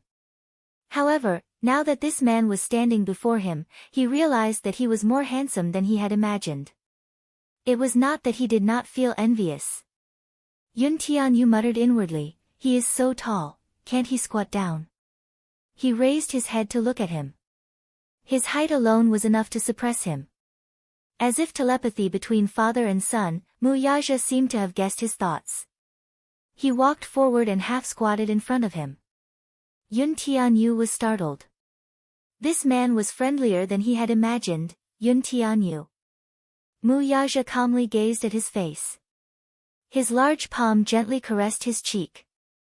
This time, for the first time, Yun Tianyu did not resist his touch. Or perhaps, when he gently called his name, the man's deep and mellow voice was tinged with tenderness. It was exceptionally pleasant to the ears. He sized up the man. The man was also sizing up the stubborn little munchkin in front of him. However, the boy did not notice that the man's fingertips were trembling slightly as they caressed his cheek. Little Munchkin's handsome and adorable face, his skin was soft and supple, and his pair of dark and watery eyes seemed to be hiding the beautiful moonlight. 6 years ago, he had thought that the child had unfortunately died. However, when the child stood in front of him in perfect condition, the man who had always been calm and steady lost control. "Do you know who I am?" "I know." Yun Tianyu, too, calmly looked into Muyaja's eyes and slowly said, Dishing Financial Group CEO, Muyaja. "You're so smart." Muyaja gently pinched his son's cheeks, his eyes full of undisguised affection. "Humph. That's nonsense." Yun Tianyu retorted bluntly. Muyaja said, "You're a little different from what I imagined." "Oh. What's the difference?" Yu was a little curious. The man frowned slightly and casually said, "You're a little devil and a mommy's boy." Yun Tianyu raised a brow unhappily. "I'm a mommy's boy. What's wrong with that? Is there anything wrong with being a mommy's boy? If a son doesn't dote on his mommy, who will? Can you count on other men?" He seemed to be hinting at something by other men. Chapter 273. Yun Tianyu coldly retorted, "How can you be in pain? Don't you have a fiancé?" "Muyaja, let me tell you, mommy is a treasure in my heart. If you want to dote on my mommy, it must be legitimate. Or do you treat marriage as child's play? I don't know what mommy is thinking. However, I won't allow a relationship without a proper status." The little guy was still young, yet he knew that he needed a proper status. "Do you think that mommy is a woman you can toy with as you wish?" Yun Tianyu arrogantly crossed his arms, his eyes cold. "As long as I, Yun Tianyu, am around, no one can bully my mommy. You can try if you dare." There was no doubt in his threatening tone that he would not show mercy to those who bullied his mommy. The father-son pair's conversation was more like a negotiation, and it had already reached a boiling point. Muyaja lightly said, "You said that you will protect your mommy. I don't doubt your ability. However, have you ever thought that when you grow up and get married and have children, your mommy will be all alone again? Can you bear to do that?" Yun Tianyu firmly said, "I won't get married and have children. I will accompany my mommy until she grows old. I will stay by her side and never leave her." The little lad's eyes were exceptionally resolute when he said those words. "Don't you wish to have a complete family?" Muyaja pinched his little hand and gently placed it in his palm. His lips curled into a smile. "A daddy, mommy, and an elder brother?" Yun Tianyu coldly withdrew his hand from the man's palm and slowly said, "A complete family isn't enough. If we don't love each other enough, being together will only be painful." Muyaja was stunned. He did not expect this child to know so much. "If my mommy falls in love with a man one day, perhaps I will respect her choice. However, the prerequisite is that this man must love my mommy enough. Although I can't interfere in matters of the heart, it doesn't mean that I can sit back and do nothing. I won't let anyone hurt her." Yu suddenly looked at him and took a step closer to him. She poked his chest with her little finger and asked coldly, "If that's the case, then let me ask you, do you like my mommy?" Her soft fingertips poked at his chest, but she didn't use much strength. Muyaja suddenly fell silent. In fact, even he himself did not know what kind of feelings he had for Yun Shishir. Like? What is like? In the world of love, he was like a blank piece of paper without any color. He didn't understand feelings, and he didn't know what love was. For as long as he could remember, he was like a marionette. It was only when Xiao Chen was born and he looked at the baby's tender face in his swaddling clothes that he vaguely understood his father's feelings for his son. Emotionally, he was clumsy. He doted on and spoiled Xiao Chen in every possible way. He wanted to give him the best in the world. Now, his heart ached for Yu and he loved her to the core. The more he looked at the boy, the harder it was for him to control that distinct and unfamiliar feeling in his heart. Perhaps, this was a father's love. This feeling of blood being thicker than water seemed to have seeped into his bones along with his blood. It was very clear. At the same time, he wanted to give him a warm family. In this family, there was a father, a mother, and an elder brother. He wanted to make up for the 6 years that this child had been missing. However, when this child poked his heart and questioned him, he was a little lost. Chapter 274. Did he like her? What did it mean to like her? If he had a strong possessiveness toward her, and this was considered as liking her, then he could answer that he liked her.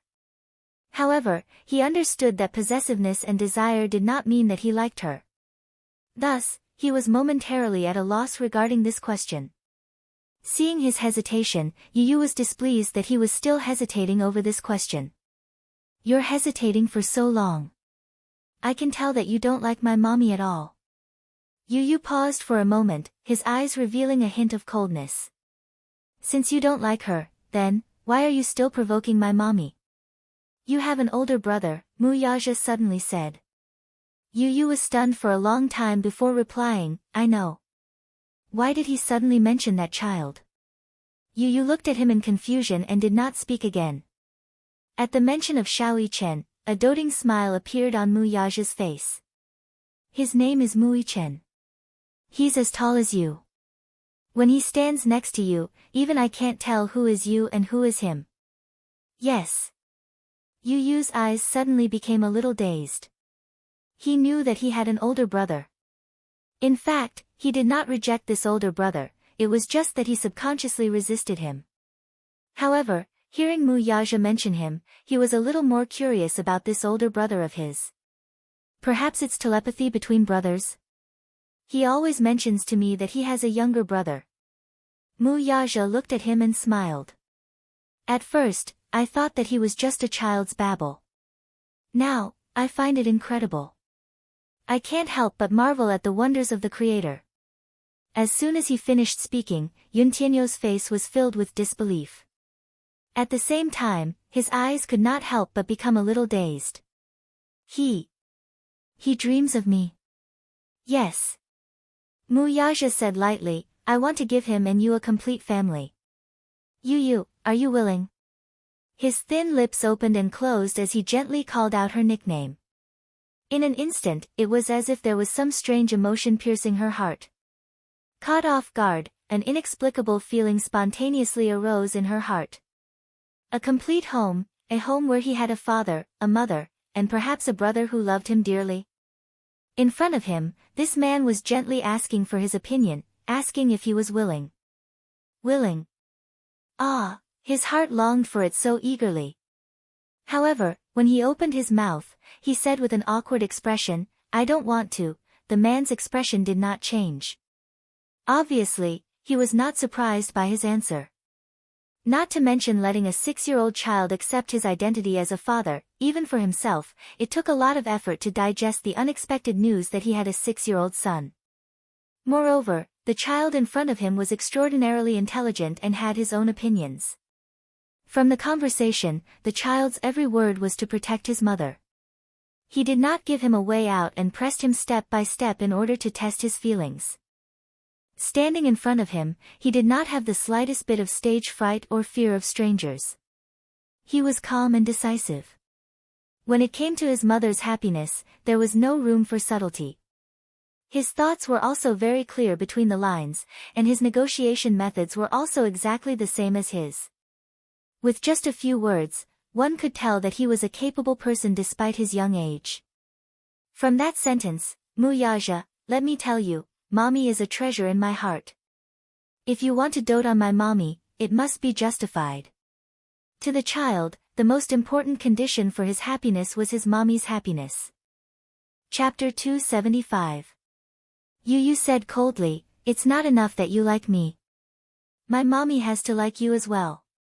Mu Yaja's eyebrows twitched.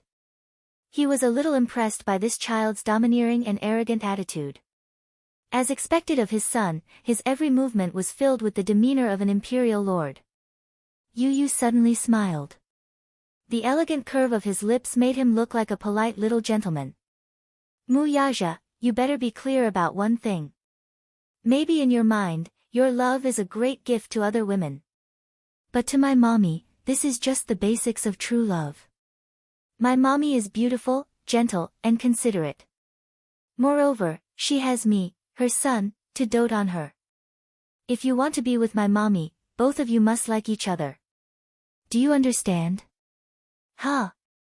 So you're saying that I still have a chance? Mu Yaja asked. Yu glanced at him from the corner of his eyes and snorted. Yes, it depends on your performance. Then now. Mu Yaja suddenly opened his palms and looked at his delicate and beautiful face gently. He asked softly, can I hug you? His gentle and mellow male voice was filled with the love of a loving father. Yu's heart suddenly stopped. His watery eyes widened slightly and his heartbeat slowed down. Thump, thump. Seeing that he was hesitating, Mu Yaja nodded and waited for his response. Hug, Yu hesitantly stuck out the tip of his small tongue and moistened his dry lips. He looked at Mu Yaja's broad and warm chest with a faint desire in his eyes. No child could resist their father's warm hug. Little Yu was the same. His eyes suddenly felt a little sour and astringent.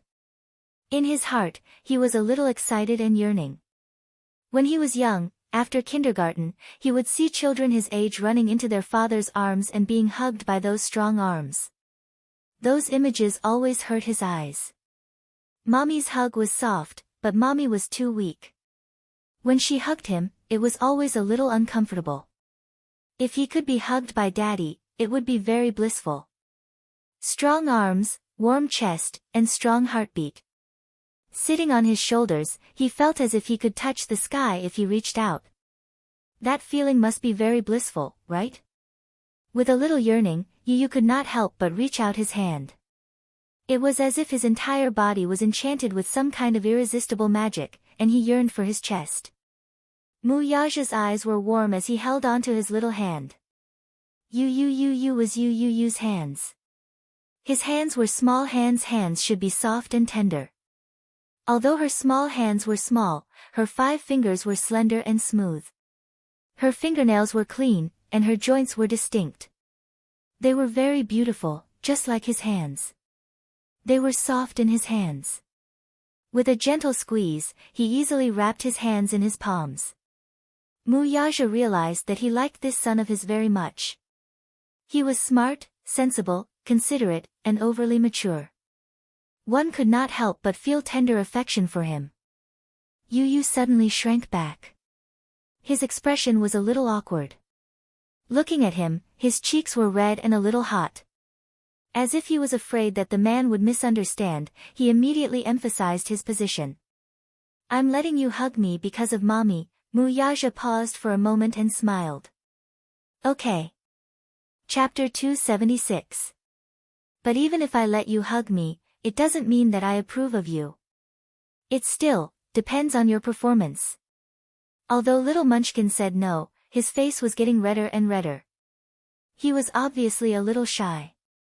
He looked awkward, but deep down, he was yearning for this hug. Mu Yaja could tell that he was feeling awkward, but he pretended not to know. He only nodded and said, okay. Just once, just this once, Yu repeated. When the man nodded again, he pursed his lips and took a step closer to the man nervously. One step at a time, and then another, until Mu Yaja's muscular arms reached under his armpits and hugged him firmly into his embrace. In an instant, Yu's face was burning hot. Mu Yaja scooped up the little lad, his left arm supporting his little butt effortlessly. The child was too skinny. Was it because of malabsorption or malnutrition? Or was it because that stupid woman didn't nourish him properly? Children at this age were still growing, so they should eat more. Yet, he was so skinny. This was the similarity between mother and son. But he didn't know that it wasn't that Yun Shishir didn't pay attention to nutrition, but that little Munchkin's body was naturally weak and couldn't absorb enough nutrients. No matter how much he ate, he didn't gain weight. Hugging the little lad, who was as light as a feather, the man lowered his head to look at him. Yu, on the other hand, lowered his head shyly and buried his face in the man's arms. He was afraid that the man would catch a glimpse of his blushing face. What was this feeling? An unfamiliar fatherly love. It was the fatherly love he used to yearn for. His strong arms seemed to be able to hold up the sky. His warm chest seemed to be able to melt the coldest snow in winter. Yu carefully placed his head on his chest. What responded to him was a strong heartbeat. The tip of his nose suddenly felt sour, and a faint blush appeared on it. Unknowingly, his thick eyelashes had become wet. So warm, thump, thump, thump, it was like the sound of a drum. Somehow, listening to the strong heartbeat, he felt an inexplicable sense of security. Unknowingly, he fell asleep just like that.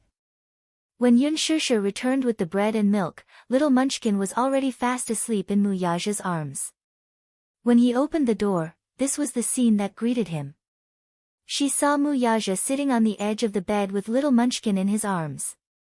Under the dim light, little Munchkin's face was rosy and his long eyelashes covered his eyes as he slept soundly.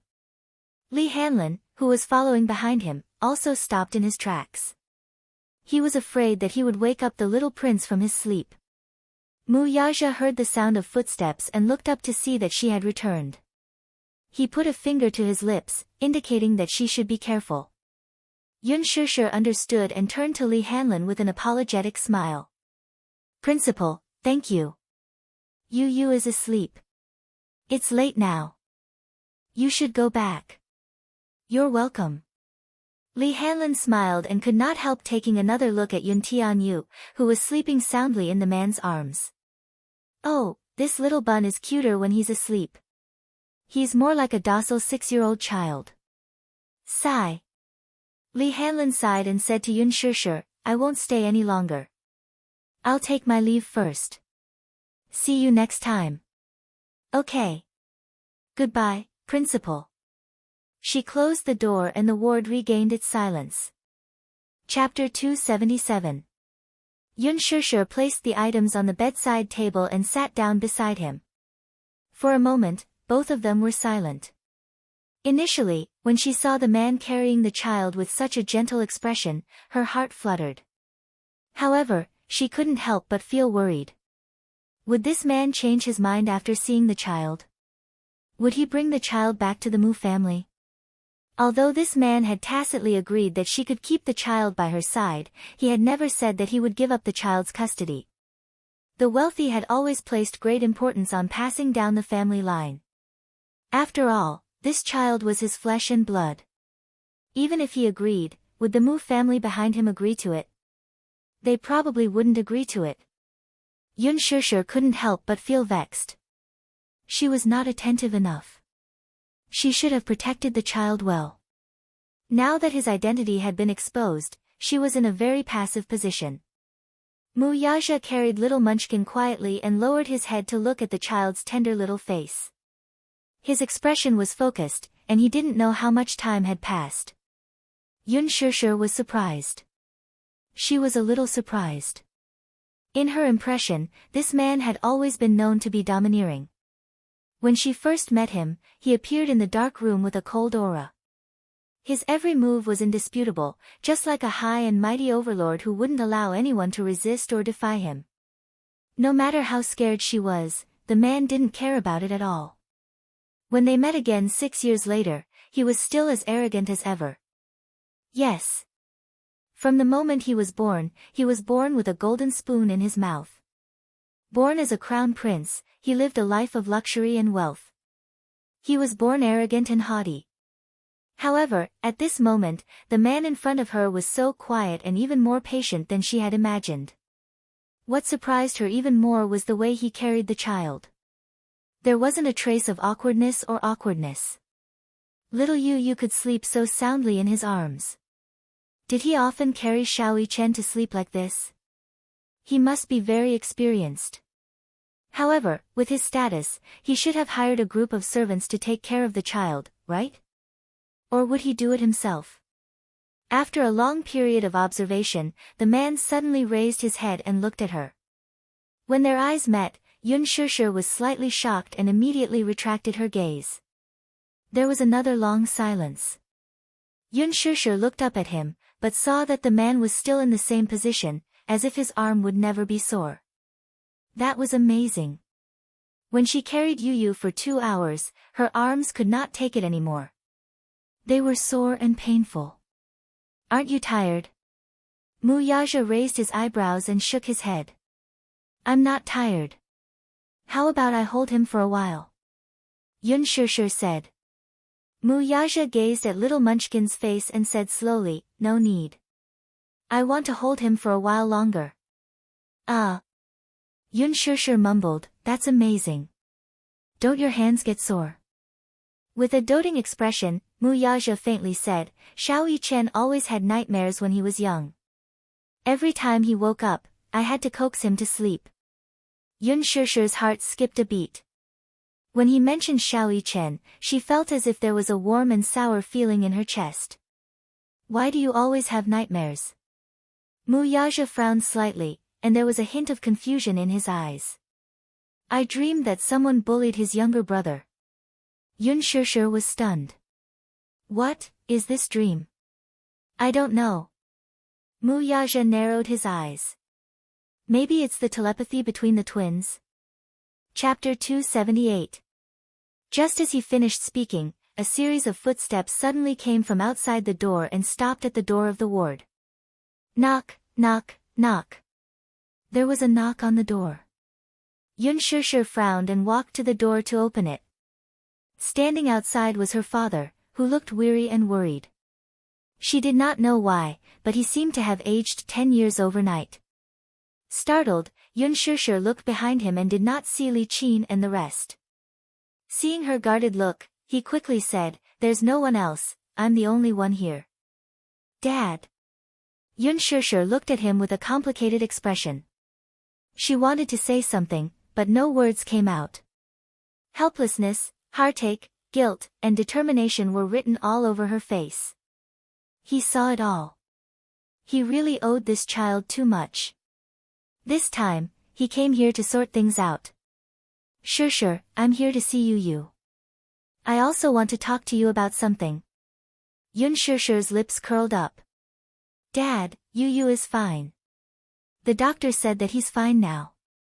It's probably an old illness, so he's asleep now. Yun Yeching sighed and said slowly, don't worry, I'll just take a look. I'll leave after that. Yun Shishir nodded and opened the door slightly.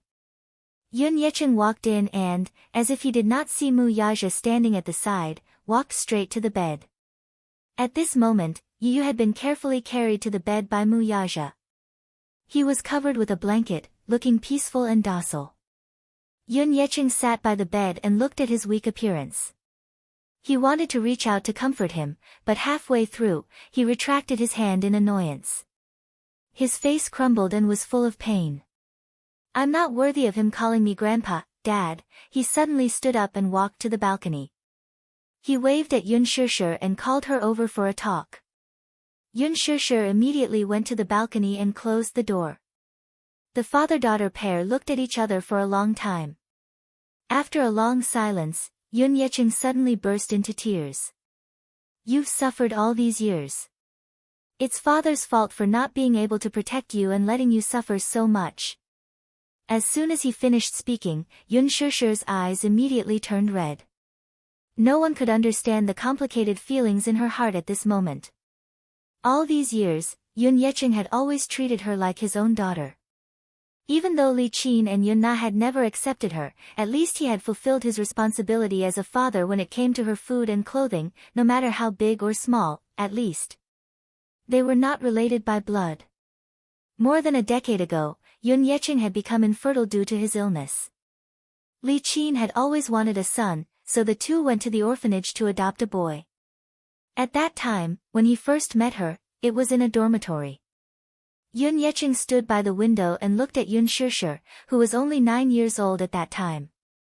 She hugged her body and curled up in the corner of the room, trembling. Her eyes were lifeless and her face was ashen. Taking a closer look at her body, it was covered with wounds. His face was green and purple, and his mental state was very poor. For some reason, Yun Yecheng felt a throbbing pain in his heart.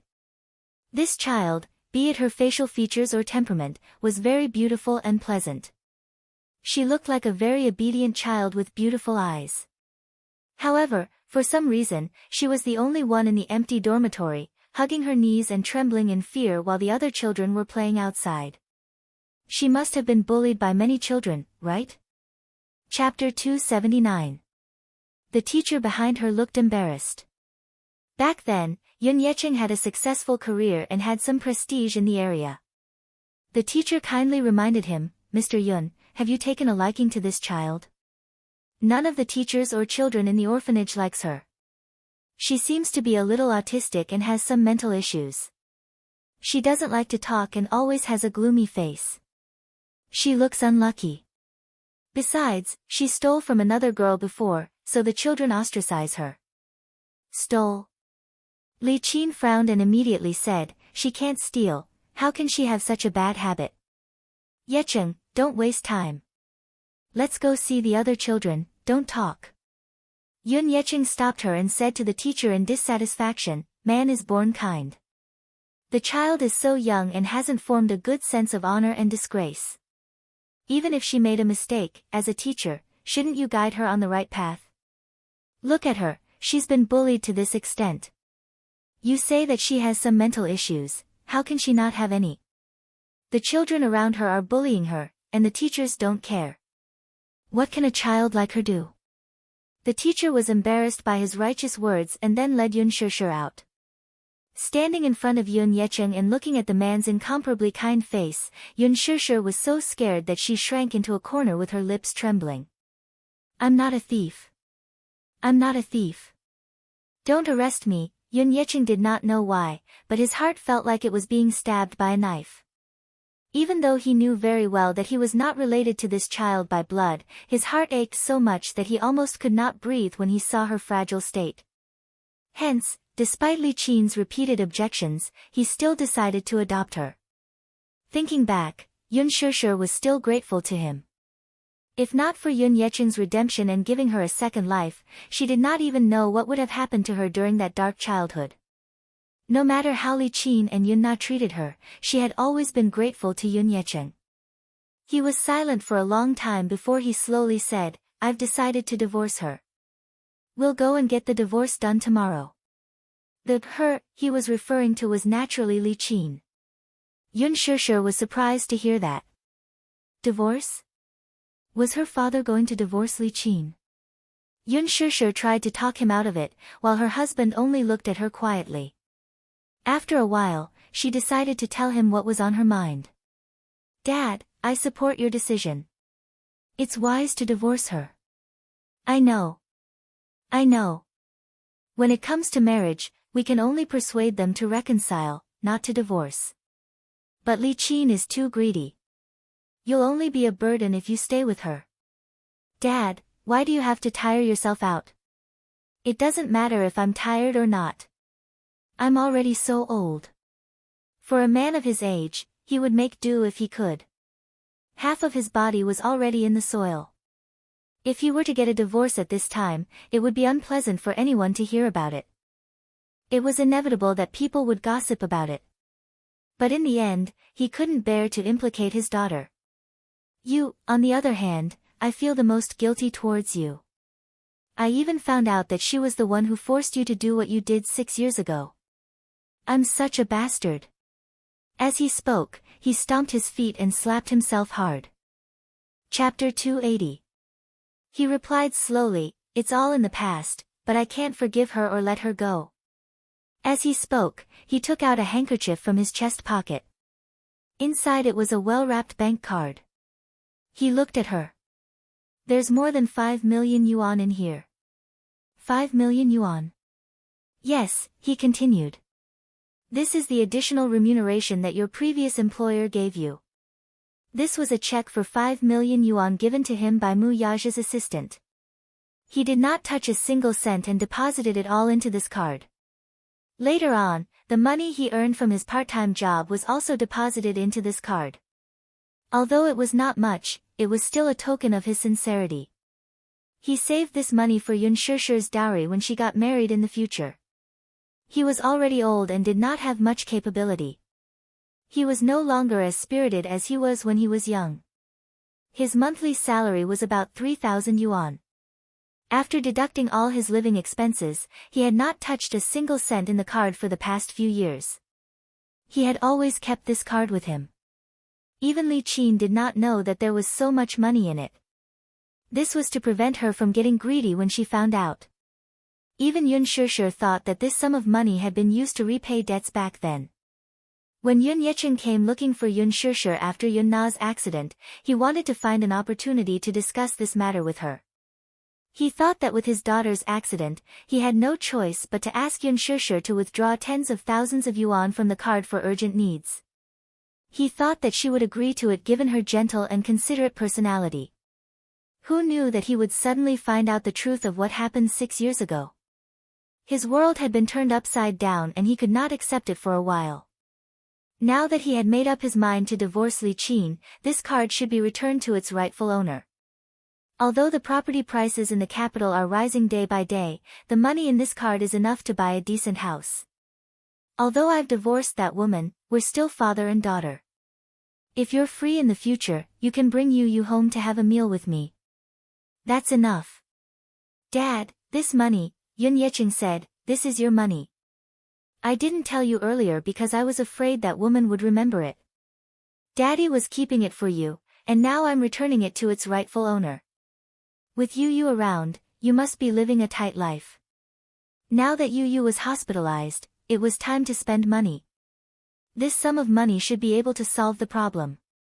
Thank you, Dad. Yun Shishir took the bank card and smiled.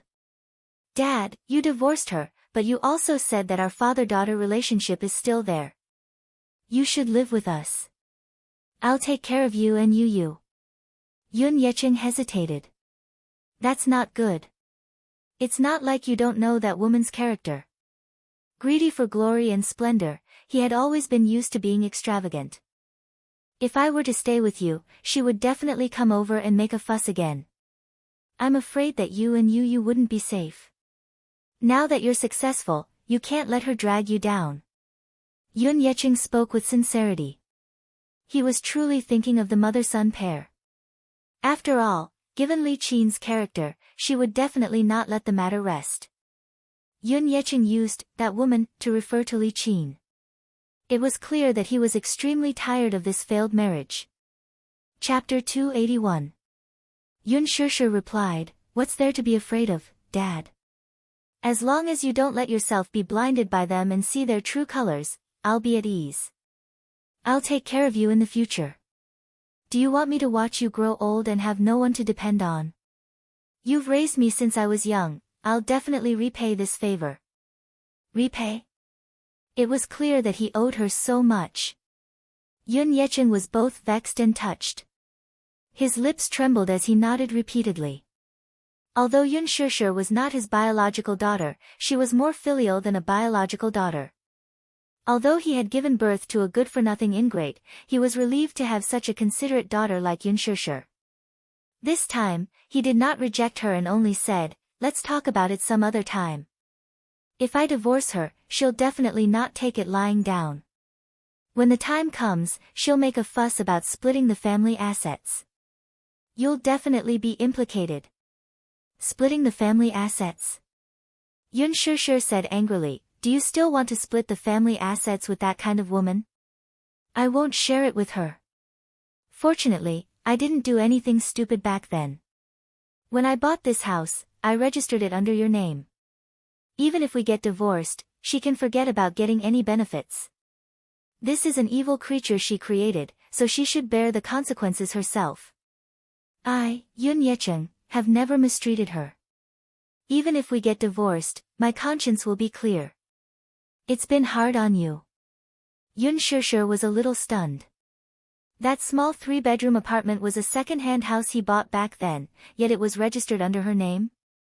When the father-daughter pair walked out of the balcony, they saw that the ward was filled with nurses. Yun Yecheng was stunned when he saw the handsome man standing by the bed. He seemed to have seen him before.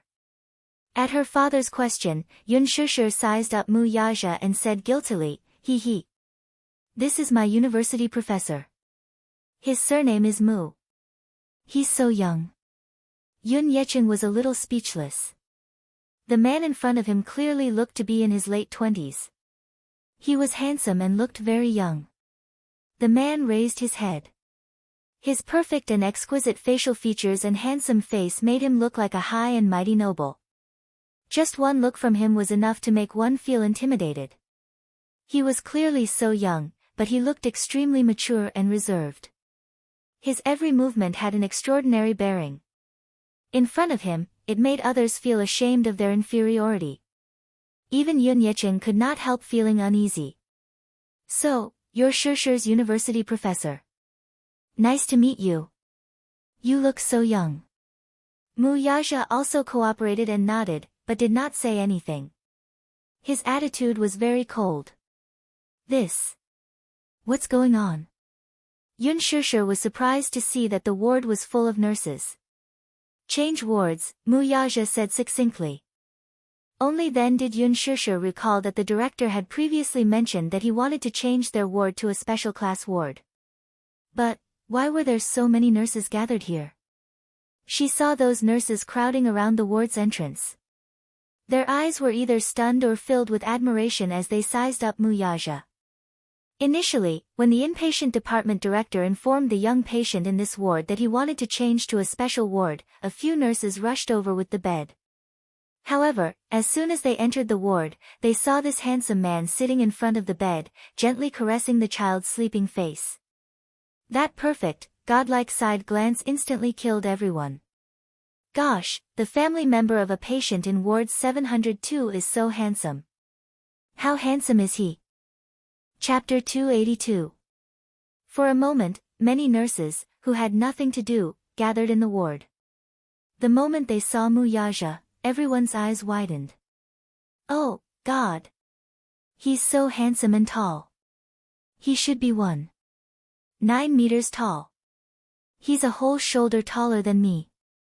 Oh, God! I wonder if he has a girlfriend. Is this child his son? He looks so much like him.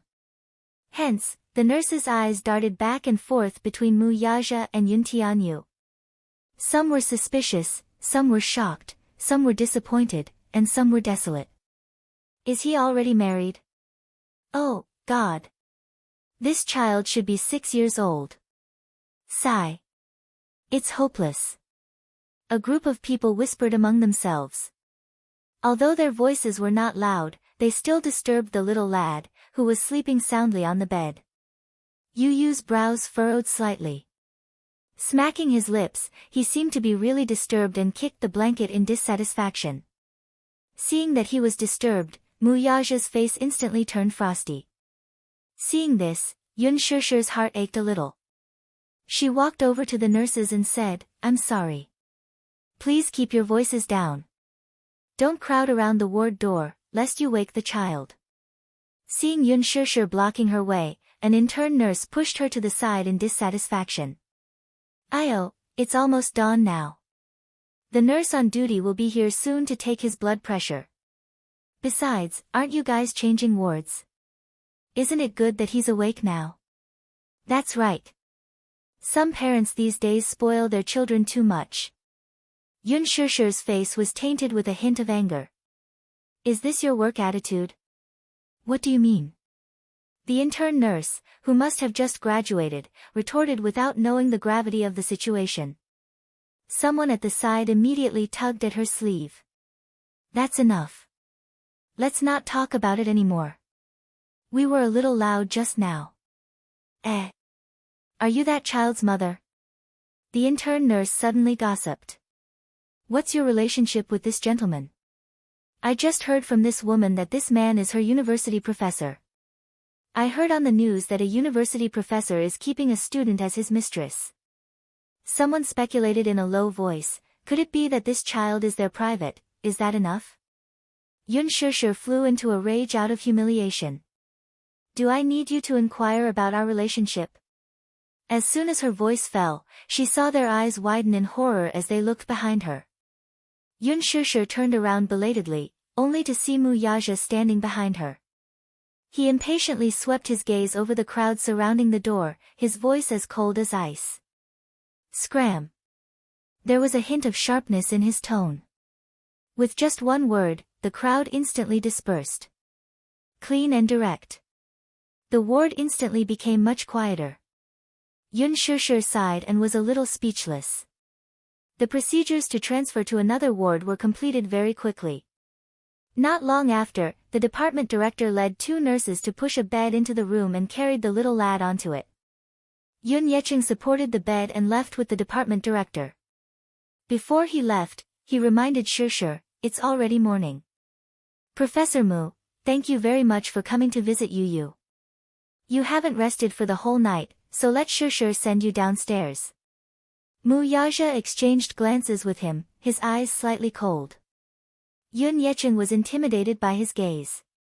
After exchanging a few pleasantries, he hurriedly left. Chapter 283. Yun Shishir told him that this man was her university professor. He was not a 3-year-old child even though he had complimented him on the surface. It was clear that Shishir was deliberately hiding this from him. Even though he was unsure of this man's identity, when he compared the father and son's appearance, he immediately returned to his senses. Thus, he could roughly guess this man's identity. He should be that mysterious employer from 6 years ago. He did not point it out as he was afraid that Shishir would be embarrassed. Yun Yecheng escorted Yun Tianyo's bed and left. The ICU was on the 15th floor. Before he left, he did not forget to remind Shishir to go back to rest and come back to the hospital to replace him. Yun Shishir thought for a moment and nodded. She could go back to get some of Yu's clothes to change into.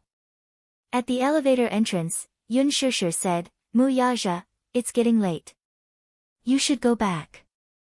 Mu Yaja's expression was tinged with anger as he cocked a brow. Are you chasing me away? I saw that you didn't sleep last night, so I'm afraid that you're tired. Mu Yaja's expression softened instantly, and a hint of mockery flashed in his eyes. Oh, so you're feeling sorry for me? Think whatever you want. Yun Shishir was a little annoyed as she said angrily, don't blame me when you don't have the energy to work. Mu Yaja's lips curled into a smile. With one hand in his pocket, he leaned over slightly and whispered into her ear, I've always been energetic. Haven't you experienced it yourself? His words were clearly hinting at something. Yun Shishir bit her lower lip as her cheeks flushed red all the way to her ears. She glared at him in embarrassment and annoyance. Ridiculous. I don't know what you're talking about. Ding. The elevator door opened. Yun Shishir was about to step into the elevator when she was pushed into a corner and slammed into the cold wall. She could not help but widen her eyes in shock. Before she could react, the man's tall body was already pressing against her. It was a camera's blind spot. He had an ulterior motive. The elevator door closed. At this moment, only the 2 of them were left in the narrow space. Yun Shishir was shocked and looked up at him in fear. Mu Yaja lowered his head and reached out to hold her chin tightly. His long and narrow eyes curled up devilishly. His eyes were deep and heavy. He let out an evil laugh and leaned closer to her face. Staring into her helpless eyes, he said in a low and hoarse voice, Little liar, you're really interesting. You. What are you doing? Yun Shishir turned her face away in a panic, but he pulled her face back and forced her to meet his gaze. Ha, you usually look so obedient, but I didn't expect you to be so clever when it comes to lying. She was startled and her face flushed red unnaturally. She had no choice but to lie. How could he tell the truth in front of his father? Could it be that he had to confess to his father? This was undoubtedly tearing open his scabbed scar. Yun Yecheng had always been brooding over the contract from 6 years ago. He was annoyed at himself for not being capable enough to let his most beloved daughter become a surrogate. If she were to say this, her father would definitely be in a tight spot without a doubt. He, on the other hand, had followed her into the hospital and caught her off guard. Now, he was blaming her. Yun Shishir averted her eyes and did not look at him. She pursed her lips as if she were sulking, but in the man's eyes, she looked a little childish and adorable.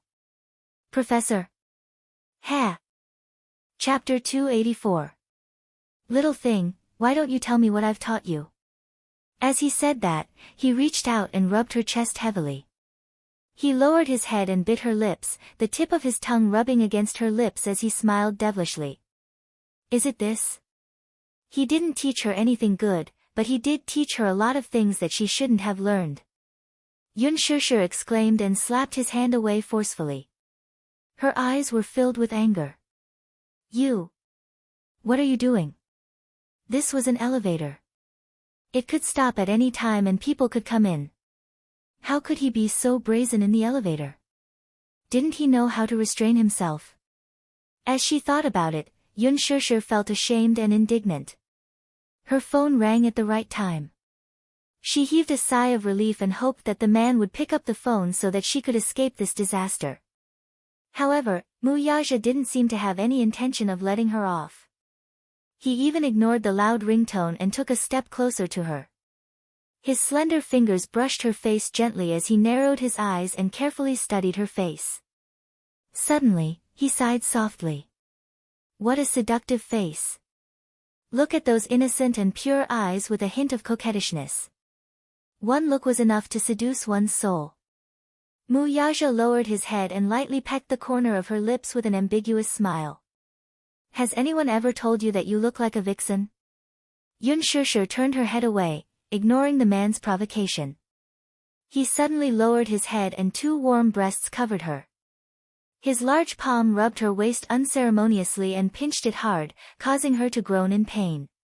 Her lips and teeth were filled with his mellow scent, and there seemed to be a strong smell of smoke. His hot lips and tongue stole her breath and entered the gap between her lips. He gently nibbled on her small tongue and greedily sucked on it. She dodged uneasily and looked at the slightly darkened eyes. She raised her head and looked at the jumping floor numbers. She angrily pushed him away. This man. How dare he mess around in the elevator? They were about to reach the first floor.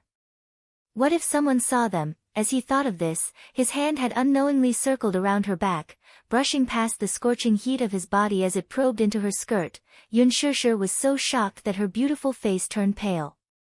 She couldn't help but start to struggle. Her hands patted his shoulders, but she still couldn't stop his aggressive actions. She steeled her heart and fiercely bit his tongue. Amidst the dull pain, the 2 lips parted. Yun Shishir wiped her lips and glared at him. Mu Yaja, don't go too far.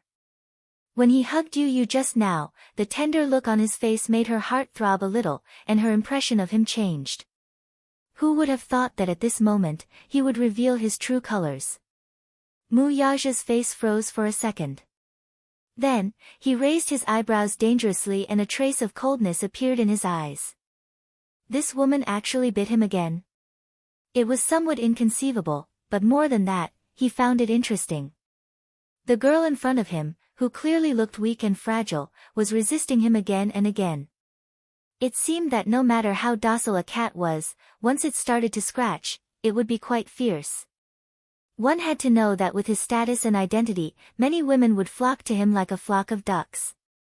They would even lower themselves to cater to him. However, this woman was extremely unwilling, and it ignited his desire to conquer her. Well, it was good that he spent more effort to train her. What he really enjoyed was the process of conquering. Chapter 285. The man's eyes were too scary. She simply lowered her head and stopped looking at him. In this suffocating panic, the elevator door slowly opened with a ding sound. Yun Shishir lifted her head as if she had been granted amnesty, but when she saw the woman standing outside the elevator, her heart plummeted. Her breath caught in her throat as she subconsciously pushed the man away and awkwardly tugged at the corner of her lips. Auntie, Yun Shishir was a little embarrassed. Her heart was in a mess. She didn't know how much she had seen in the elevator just now. She nervously intertwined her fingers and walked out of the elevator uneasily. She subconsciously looked at Mu Yaja. Unexpectedly, the man evilly wiped his lips and looked at her deeply. He whispered in her ear, "I'll wait for you outside." Then, he turned around and took out his phone to see the missed calls displayed on the screen. He then walked away. Yun Shishir was stunned. This man actually left just like that, leaving a mess for her to deal with. Yun Shishir was hesitating about what excuse to make up when she saw Yun Lingru looking at Mu Yaja in surprise. Yun Lingru said in surprise, "Shishir, what were you doing just now?" Of course, she didn't see wrong. The moment the elevator door opened, her niece, who had always been well-behaved, was intimately close to that man. Boyfriend? That man just now was obviously a business elite who had stepped into society. She suddenly felt a little strange in her heart and secretly wondered what kind of ambiguous relationship they were having. Yun Shishir was stunned. For a moment, she didn't know how to explain. Her face flushed red and her head hung low. Yun Lingru saw her guilty look and became even more suspicious. "Shishir, don't tell me you're dating someone." "No." Yun Shishir denied it immediately. Yun Lingru pressed on, "Then who is that man? What were you doing in the elevator just now?" I. Yun Shishir bit her lip and stuttered as she tried to explain. However, she couldn't tell the truth. Pursing her lips, she said, He's my university professor." "University professor? A professor hugging his student in an elevator?" Yun Lingru was even more confused. She stared straight at her. There was no doubt that the child in front of her was lying. Yun Shishir had been obedient since she was a child, so she wasn't good at lying. Yun Lingru could tell that she was lying from her flustered eyes. Shishir. I didn't expect you to learn how to lie after entering society. English teacher. You can lie to your father, but you can lie to me. Is he really your university professor? Don't lie to me. Faced with Yun Lingru's aggression, Yun Shishir could not back down. She gritted her teeth and insisted, He is my university professor. He came to the hospital to visit Yu today. Are you still not going to tell me the truth? Yun Lingru's voice was very deep.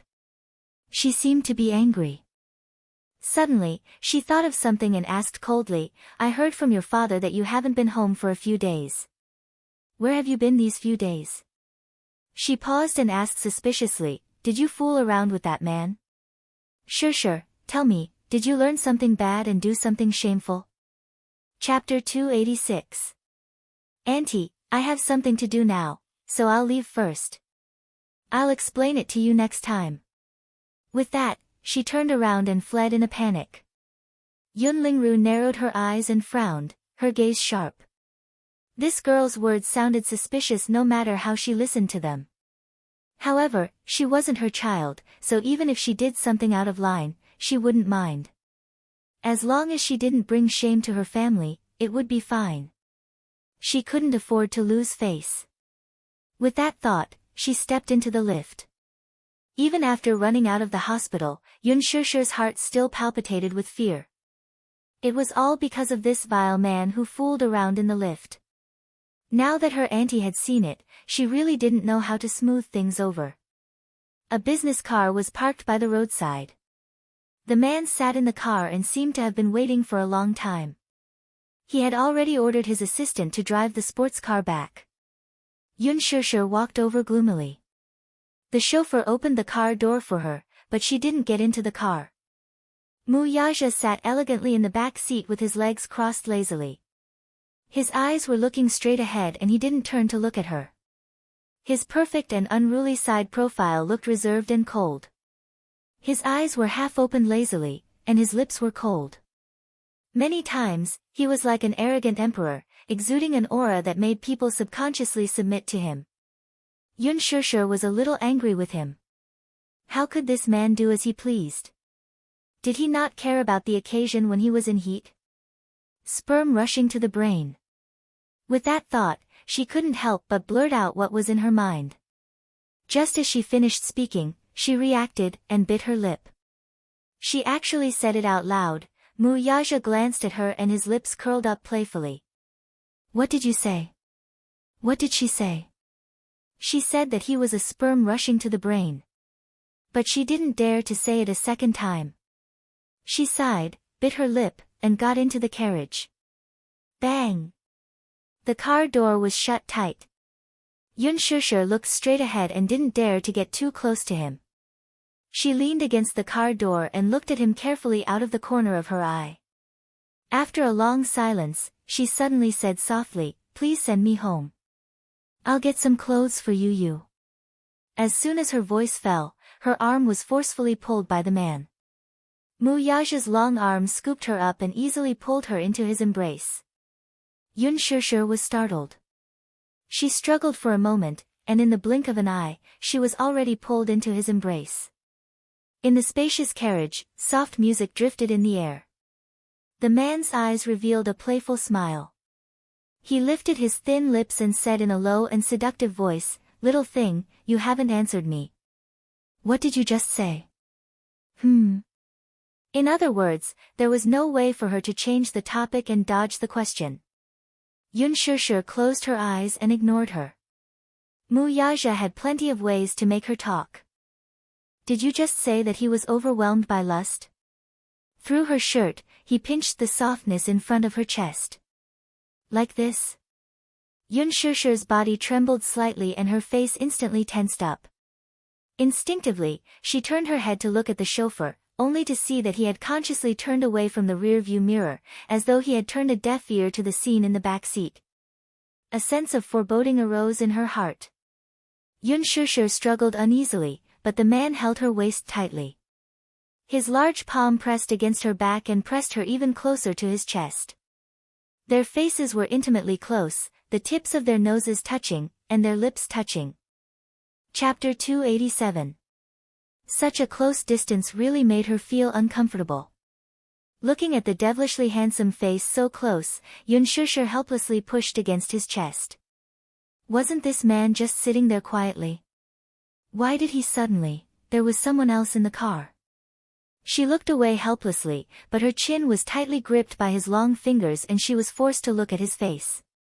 She was forced to look at his face. Her eyes were narrowed in pain and they were faintly moist. Her soft red lips were sparkling and translucent, just like a delicious cherry. He fiercely captured her lips and sucked on them. That soft and sweet feeling was even better than what he had imagined. Once he kissed her, he couldn't stop. His body heated up, and he greedily wanted more. He gently traced her cherry lips, and his right hand reached under her clothes, reaching for the beautiful area. He was in high spirits, and he continued what he was doing in the lift. "That's enough. Mu Yaja. Not enough. Yun Shishir flew into a rage out of humiliation. She struggled, and her body couldn't help but tremble. Her fair cheeks flushed red shyly, and she looked even more alluring. Mu Yaja looked at this pleasing scene. He had really misjudged this girl, and he had once compared her to a cat. Now that he thought about it, she was actually a beautiful and flirtatious poppy flower. One couldn't help but sink deeper and deeper, and become addicted to it. Yun Shishir was quite shocked by this sudden action. They were still in the car, and the chauffeur was still sitting in front. This man actually did such a thing in front of others. She was a little helpless, but more than that, she felt ashamed. She pushed his chest hard, but her weak strength was not worth mentioning to Mu Yaja. He only used one hand to bind her wrists. "Let go. Let go of me." She panted softly, and glared at him in annoyance. The man was unmoved. He pressed his lips tightly against hers, and he raised his eyebrows. Isn't this what you want from me? Yun Shishir sneered and glanced at him. What are you talking about? It's so weird. Mu Yaja's eyes flashed with ridicule. You're tempting me. Don't you want me to do this? His tone was devilish. The orchid's breath curled around her neck. He had always been a man who did things his own way. He never liked to restrict himself or suppress himself. However, he didn't really want to do her. With his strong possessiveness, how could he allow his woman to be coveted by other men? However, he felt that this woman's angry look was a little cute and charming. He liked to admire her posture. It was pleasing to the eye. Therefore, he had the intention to tease her. However, Yun Shishir really thought that this man was going to do her in the car. Yun Shishir glanced at the chauffeur behind her from the corner of her eye. This man is too pretentious. Seeing that his actions were becoming more and more insatiable, and that his large palm was actually reaching into her clothes, she flew into a rage out of humiliation. Gritting her teeth, she raised her hand. Slap! A crisp sound rang out. The man couldn't help but turn his face sideways. She pushed him away and sat back in her seat. Her face was full of anger. Mu Yaja's gaze froze, and he was in disbelief. Even the driver, who was sitting in the driver's seat, was stunned. He held his breath. He had seen a lot of stubborn women, but this was the first woman who dared to hit the CEO. So powerful, the driver was in awe of her. Yun Shishir's beautiful eyes narrowed slightly. She said unhappily, I asked you to stop. Didn't you hear me clearly? Chapter 288. Yun Shishir was not the least bit intimidated by his deterrence. She met his gaze and coldly said, Chairman Mu, I'll have to trouble you to size up the situation.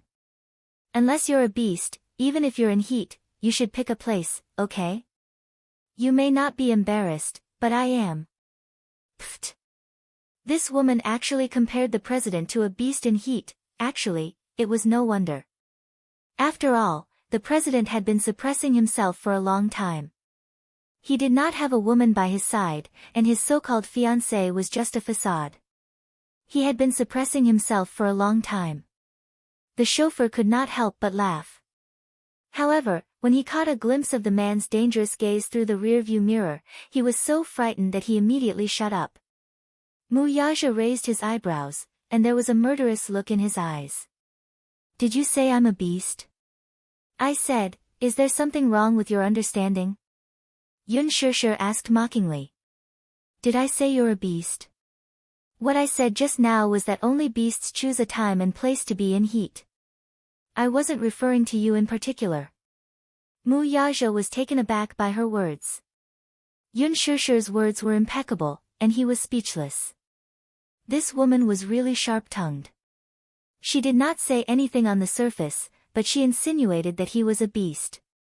Even if he wanted to refute, there was nothing he could do. Chairman Mu, you're from a noble family. You must have received higher education. Don't you know the basic respect for others?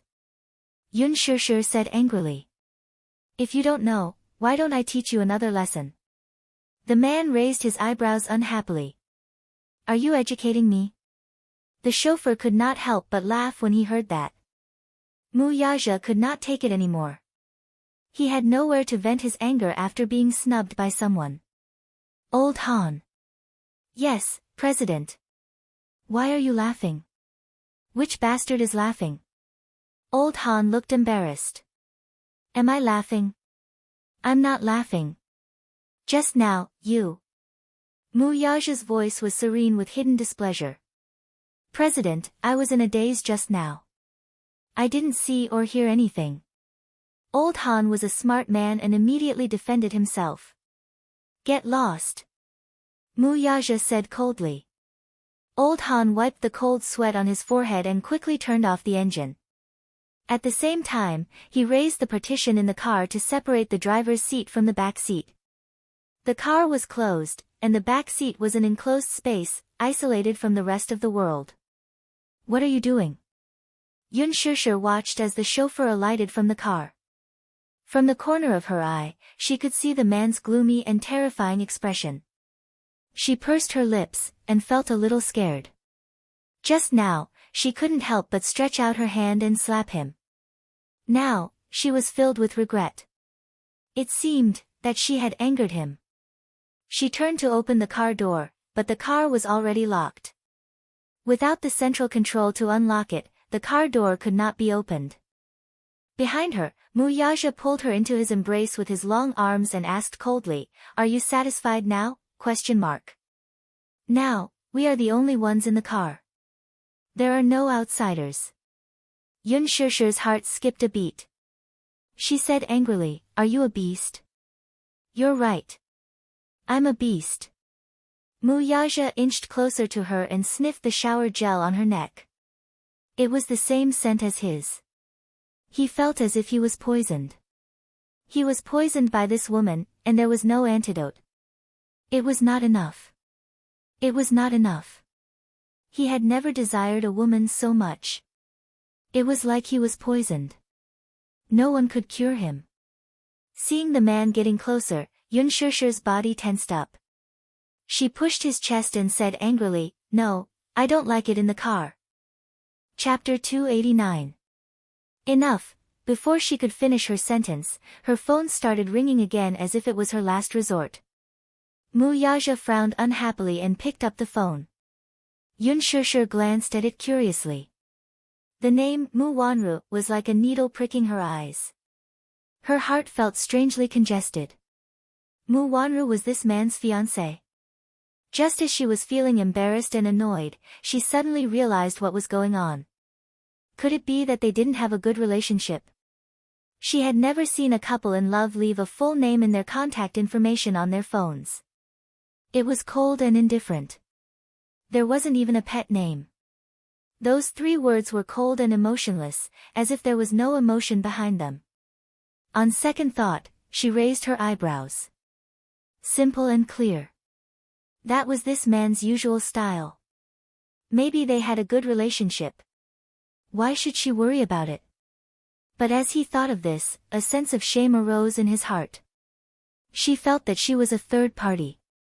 Yun Shishir suddenly felt very uncomfortable.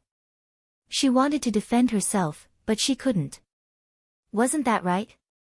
What was the difference between her and those women who interfered in other people's marriages? Mu Wanru, was she the woman she bumped into the other time? Yun Shishir's gaze deepened. She felt that something was wrong. She didn't know why, but this woman gave her a sense of déjà vu. Her eyes were so familiar. In her dusty memory, it was as if an indelible mark had been engraved. Somehow, it was as if some memory was breaking out of its cocoon. Her head hurt. Muyaja hung up the phone and didn't pick it up. From the corner of his eye, he saw that she was deep in thought. His handsome eyes deepened. Rose Manor. In front of the bright floor-to-ceiling windows, Mu Wanru was in her pajamas. She held her phone tightly. Her expression was distorted due to anger. He wasn't picking up the phone. 3 consecutive calls were cut off. What was going on? She turned around and walked to the dining table. There was a thick stack of newspapers on the table. The headlines of the newspapers were all about Tang Yu having an affair with Huan Yu's top management. The pictures and text were very eye-catching. Mu Wanru picked up one of them and skimmed through it. Looking at the dazzling title, her knuckles stiffened. "Alan, you useless piece of trash. He didn't do his job well and even messed up a small task that was given to him." She trusted him so much, but he couldn't even do such a simple thing. She had thought that she could sit back and wait for Yun Shishir's scandal to be exposed, but now she had fallen into an irrecoverable situation. At that time, even Huan Yu would not be able to protect her, let alone Lin Fengtian. For a female celebrity, it was a huge scandal to be exposed. She would definitely be banned from the industry. Who knew that the person who was exposed the next day would be Tang Yu? This was strange. Why Tang Yu? Alan assured her again and again that the whole thing had been arranged properly. His subordinates had personally sent Yun Shishir to the car. How did things turn out like this in the end? Could it be that Yun Shishir could turn into a living person? This was simply a fantasy. Mu Wanru was angry and frustrated. At the same time, she found it inconceivable. She had an ominous premonition that there was something fishy going on. The servants served breakfast to the table one after another. Mu Xing slowly walked down the stairs with the help of the nanny. Mu Wanru immediately crushed the newspapers and threw them into the trash can. She went up to him with a smile and took the old man from the nanny. Carefully supporting him, she said sweetly, "Grandpa, good morning." Chapter 290. Mu Wanru helped him to sit at the table. Grandpa Mu sat up straight, lifted his chin, and scanned the dining room. Suddenly, he asked, "That lad didn't come home last night?" At the mention of this, Mu Wanru looked worried. She said helplessly, "Yes, he didn't come back. I don't know where he went. Maybe he's busy at the office." "The office works at night?" Grandpa Mu sneered, expressing his displeasure. "I think that lad's wings have hardened and his heart has become wild. He doesn't even know how to return home. Wanru, you should discipline him." "Grandpa, how can I discipline him?" Mu Wanru pouted and acted coquettishly. She sat down on the chair beside Mu Sheng and said sadly, "Grandpa, he doesn't listen to my advice at all. Ever since he was young, he didn't listen to anyone other than you. I asked him to come home earlier, but he didn't come back last night. This isn't the first time. He wasn't like this in the past, though." Mu Xing nodded in agreement. This child had always been cold and indifferent. He would never get into trouble outside. He was different from other playboys who liked to flirt with countless women. This child would never mess around. This was something he had always acknowledged. In Grandpa Mu's heart, Mu Yazhou was a responsible father. He would come home every night to have dinner with Xiao Yichen. No matter how busy he was with work, he would never miss it. However, his abnormality these few days made Grandpa Mu especially concerned.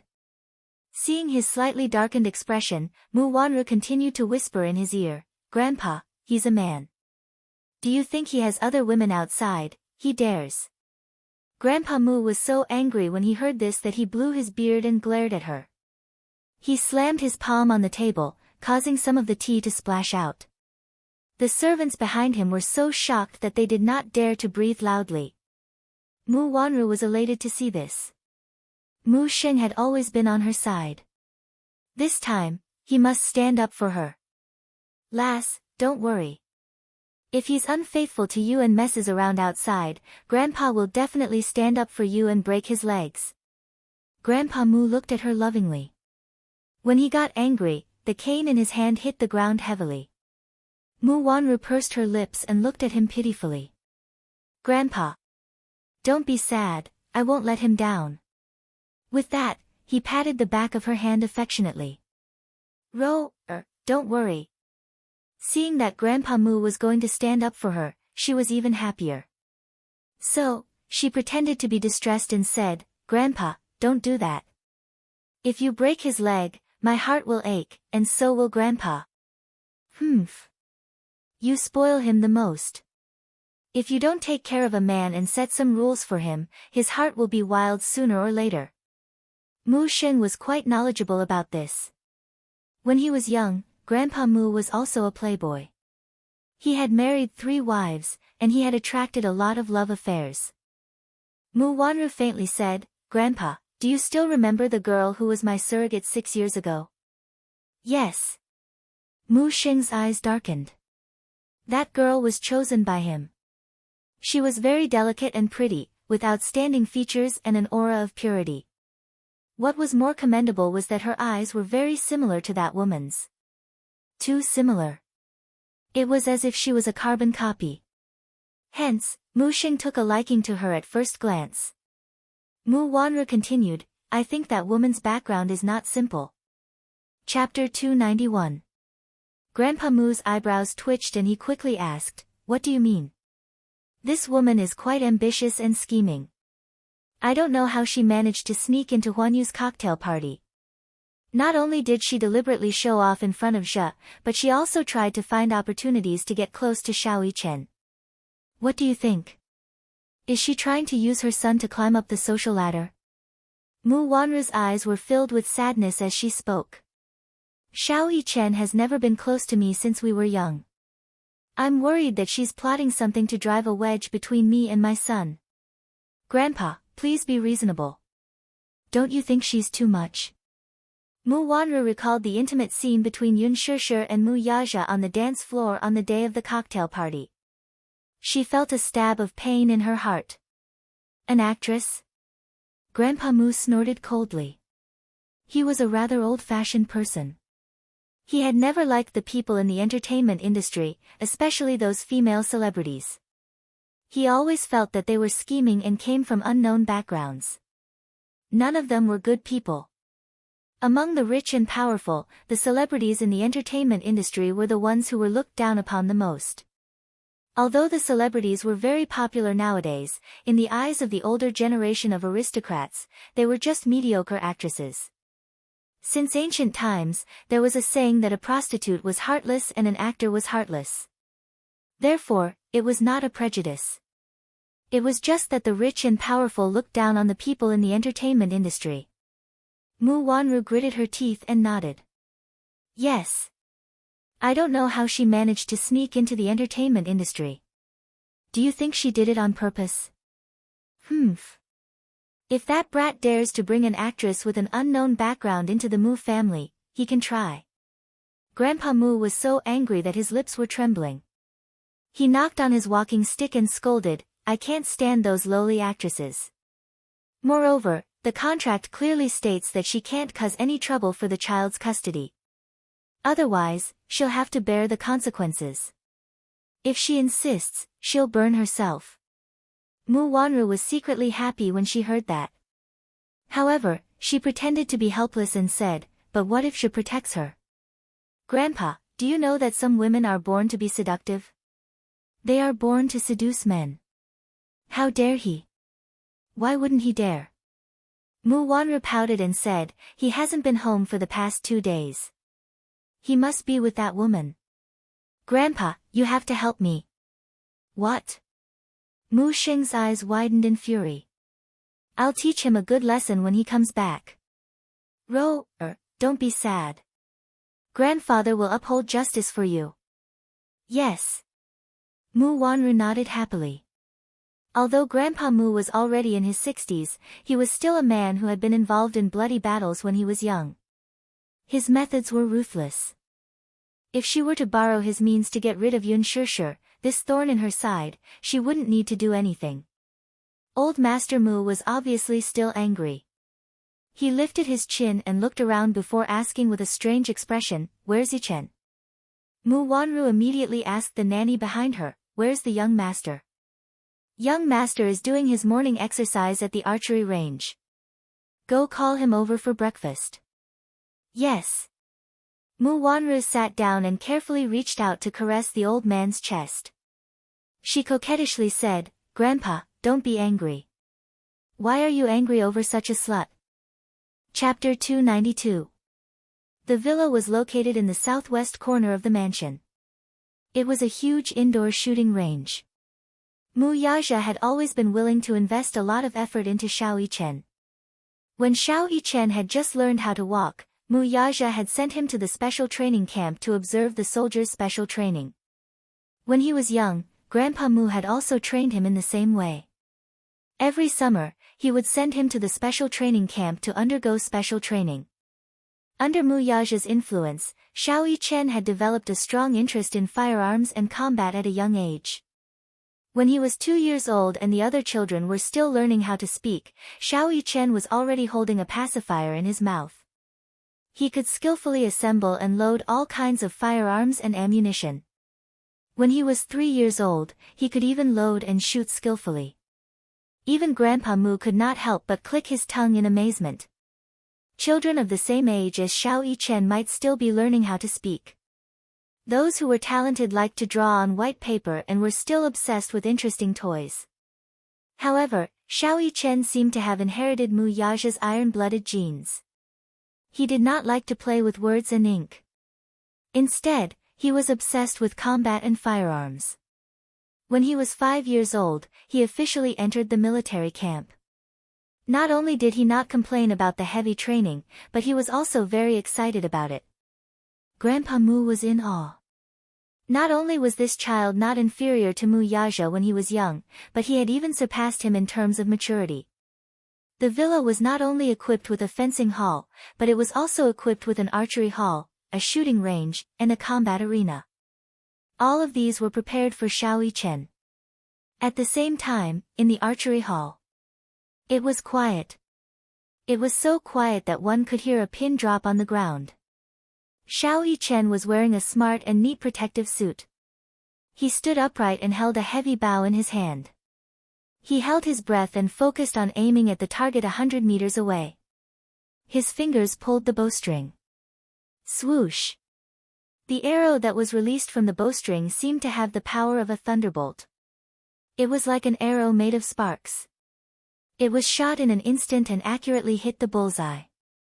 Young master, behind him, the nanny who had rushed over had been waiting for a long time.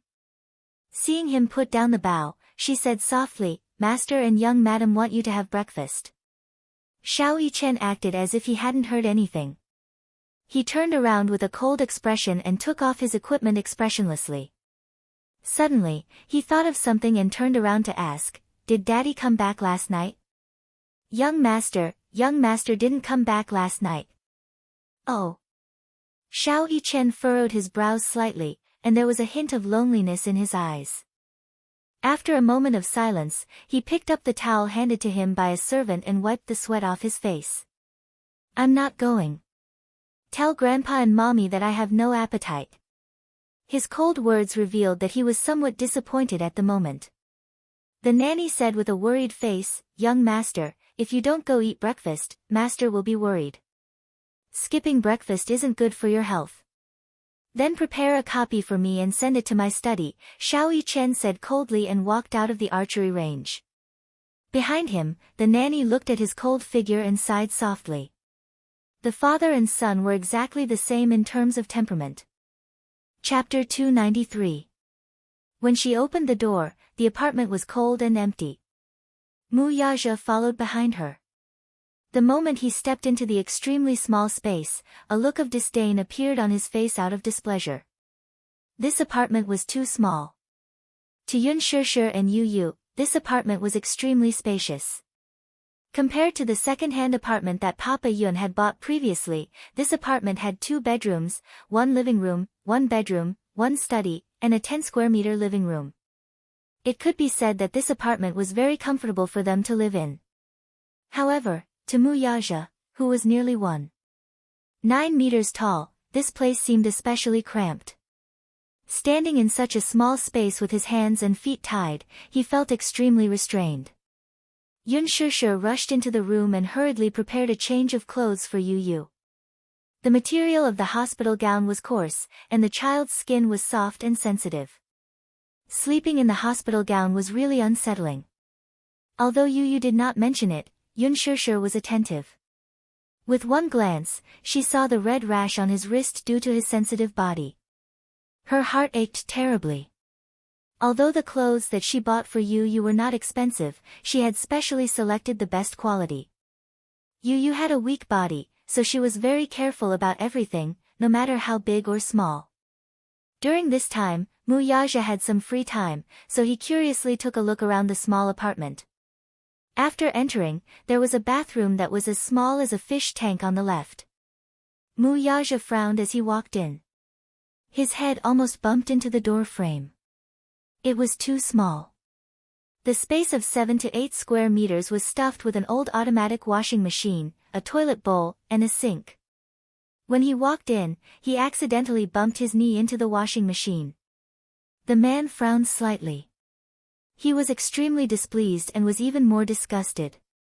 The bathroom was described as smaller than a fish tank because there was a wall-mounted aquarium outside the living room of the Mu residence.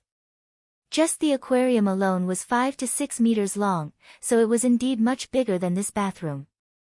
A human is inferior to a fish? Mu Yaja walked into the kitchen again. The first thing he saw was two little bare aprons hanging on the barbs. One big and one small, it looked very warm. There was a duty list on the door. He glanced at it. There were 7 days in a week. Yu Yu was responsible for 5 days of meals, and Yun Shishir was responsible for 3 meals on weekends. The man smiled and could not help but find it interesting. It turned out that this Xiao Bao knew how to cook. A 6-year-old child actually knows how to do housework. I wonder how good her skills are. In the south, there were 2 rooms side by side. One of them was a study. Mu Yaja was a little taken aback when he walked in. There was a fax machine, a printer, a mahogany desk, a high-end computer, and a locked safe on the desk. Other than that, there was a pencil case and a thick stack of blueprints. Everything was neatly organized. What he did not know was that everything in the study was arranged by Yun Shishir according to Yun Tianyo's blueprints. It looked like a small office. Usually, Yu Yu was the only one taking care of it, and Yun Shishir never interfered. Mu Yaja glanced at the blueprints on the table and picked them up curiously. He could not help being stunned when he glanced at them. This thick stack of blueprints was actually a toy blueprint. The drawing was exquisite and meticulous. Be it the design or concept, it was ingenious. Such a design draft was clearly from an excellent and professional designer. Chapter 294. Mu Yaja. The man raised his head. At the door of the study, Yun Shishir was carrying a pile of heavy laundry. Seeing the design drawings in his hands, she warned him sternly, "Don't touch anything in this study, or else Yu Yu will be angry." This study was Yu Yu's little world.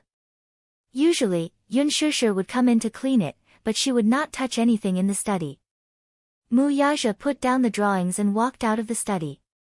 Looking from the corner of his eye, he strode into the bedroom as if he had discovered a new continent.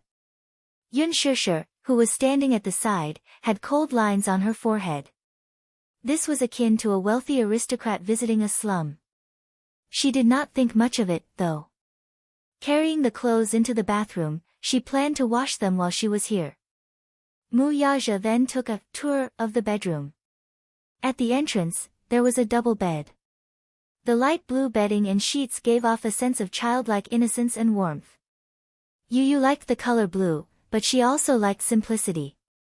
Hence, there were not many patterns on the sheets, it was very simple. The bedside table was filled with all kinds of books. He casually picked up a few. There were novels, fables, comic books, and fairy tales. It was as if he had finally found a trace of a child's innocence here. He slowly sat down on the edge of the bed. The scene of Yun Tianyu leaning against the headboard and lazily flipping through the comic books surfaced in his mind. These books were recommended to parents by the school.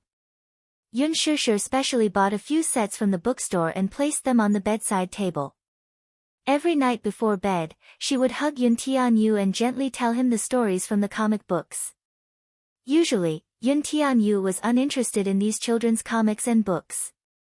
He always found them boring, but he liked listening to his mommy tell him stories. Yun Shishir's voice was very gentle. It was soft and sweet, just like a Jiangnan woman's. Listening to her sweet voice in his dreams was the happiest thing in Yun Tianyo's heart. In the narrow space, there was a strong atmosphere of life, as well as a tranquil little warmth. Although the room was a little small and the double bed was not spacious enough, Mu Yaja lay down with his arms as a pillow. He could not even stretch his limbs freely. However, on the blanket, there was the unique milky fragrance of a child, as well as the unique fresh body fragrance of Yun Shishir. This fragrance was tranquil and gentle. It wasn't overbearing, but it was refreshing. Mu Yaja felt a moment of peace in his heart. When Yun Shishir walked into the bedroom again, the man was lying on the bed, deeply asleep. She couldn't help but smile. She still remembered that a certain man had said that she had more energy than others. Yun Shishir quietly walked to the bedside, squatted down, and looked at the man's exquisite sleeping face closely. The man in deep sleep had his eyes gently closed. The dim light engraved a thin layer of shadow on his angular facial features. His long, narrow eyes and thick, black eyelashes were beautiful and charming. Yun Shushu raised her eyebrows in surprise. She remembered that when Yu was born, he had a head of thick, black hair. When his eyes were closed, his eyelashes were fine and dense, even thicker than hers. It turned out that he had inherited this man's genes. He had a high nose bridge and a beautiful curve. He was like a sculpture that had been carved with the finest craftsmanship. Chapter 295. Yun Shushu looked at every inch of his face and suddenly admitted that this man was very good-looking. Sometimes, it had to be said that the heavens were biased.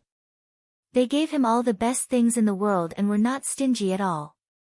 His monstrous interpretation, his wealth that could rival a country, his inexhaustible wealth, and even gave him a heaven-shocking appearance. He was incomparably handsome and perfect. But it gave him a strange temperament. His mood was unpredictable and his personality was very bad. Perhaps it was the style of the children of aristocratic families, always putting themselves first. If he liked it, he had to get it. If he couldn't get it, he would destroy it and not give it to others. If he didn't like it, he didn't want it. He would never force himself for anyone and was insufferably arrogant. But he had this kind of capital. While she was lost in thought, the man on the bed suddenly opened his eyes and looked into her eyes. Yun Shushu was caught off guard and was stunned. In the next second, an arm powerfully wrapped around her waist and pulled her into his embrace. The world in front of her eyes turned upside down and in an instant, she was pressed down by the man's body. The double bed was not big and it was hard for it to fit the man's tall body, but the texture was very soft. The bed was slightly sunken and her body sank in. Mu Yaja's heavy body fell on top of her and it was hard for her to breathe. Yun Shushu's cheeks turned red because of his heavy body. "Hey, Mu Yaja, what are you doing?" Mu Yaja lowered his head and sniffed the gentle fragrance in her hair. His deep voice sounded like orchids in her ears. "Sleeping with my woman." "What?" She thought she had heard wrong. The man kindly reminded her, "I said, sleeping with you." Yun Shushu was a bit defeated by him and angrily said, "Are you a stud horse? Can't you think of something else other than this? If I'm a stud horse, are you being planted?" She simply gave up struggling. How could she forget that this man had always been overbearing and aloof? He never cared about other people's feelings. She didn't struggle anymore, nor did she push him.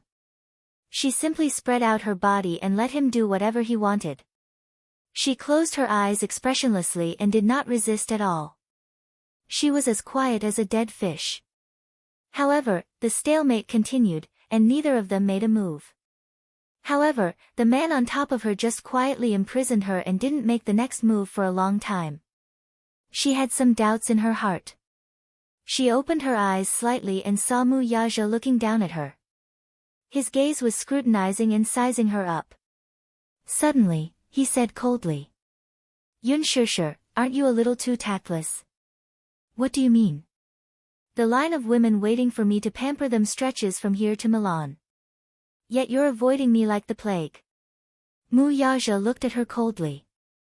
He had seen too many tricks of loosening the reins only to grasp them better. There were always some women who did not know the immensity of heaven and earth acting in front of him. Therefore, he could tell at a glance that this woman's resistance and disobedience towards him was not some pretentious trick. Instead, he was really trying to avoid him. Arrogance. It was as if she should treat his favor as a great gift and kowtow to thank him sincerely. Yun Shushu sneered. "They're blind, but I'm not blind." "Are they blind?" Mu Yaja turned slightly and supported his body with his arm. He stared at her calmly and asked, "How are they blind?" Yun Shushu was speechless. Chapter 296. There are so many women in the world. Why do you have to be entangled with me? It's none of your business. Mu Yaja lifted her chin and his handsome face slowly approached her. His slightly cold lips were printed on the corner of her lips, and his warm breath invaded her lips. Gradually, his breathing was no longer calm and became a little rapid. His sexy thin lips gently wandered around her neck, embellishing it with light kisses, and he craved for more. At this moment, he was like a lost and thirsty traveler in the desert, and she was like a clear and pure spiritual spring. He repeatedly tasted it, but he still couldn't quench his thirst. His thin lips kissed all the way up her beautiful neck. His arms wrapped around her slim waist and pushed her back, forcing her body to be close to his chest. Through the thin material of her clothes, he seemed to be able to feel the warmth from her skin. It was tender, warm, and beautiful. Muyaja's right hand held the back of her neck, forcing her to meet his lips. His warm breath covered her lips, and in an instant, she was completely engulfed. No longer satisfied with such a light kiss, the man arrogantly attacked again, all the way to the city.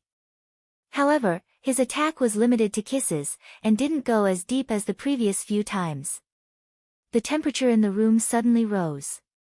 Ambiguity, charm, and sweetness swept through. She endured it, but she was silent.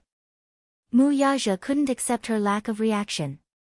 The tip of his tongue pried open her lips, either passionately or seductively teasing her, trying to get her to respond. However, from the beginning to the end, Yun Shusher only closed her eyes, allowing him to do whatever he wanted. If he wanted it, she would give it to him. It wasn't too complicated. Even if she struggled, it was useless. Instead, it aroused the man's strong desire to conquer. If she opened her body and let him do whatever he wanted, he would definitely feel indifferent and even lose interest in her. At that time, wouldn't she be free? Get rid of this man and return to her own life. As expected, she didn't respond. Muyaja only felt that it was dull, and the kiss came to an abrupt end. Looking up, the man looked at her stubborn and arrogant face and frowned slightly in displeasure. It was very boring. He would rather she struggle and resist. That way, at least he would feel the pleasure of conquering. However, she opened her body and let him do whatever he wanted, and he lost interest. He lowered his head in dissatisfaction and bit her earlobe as a punishment. A sharp pain pierced through her earlobe. She clenched her teeth tightly and did not make a sound. Even if it hurt, there was no response. "Do you think you're a dead fish?" She didn't know how to respond.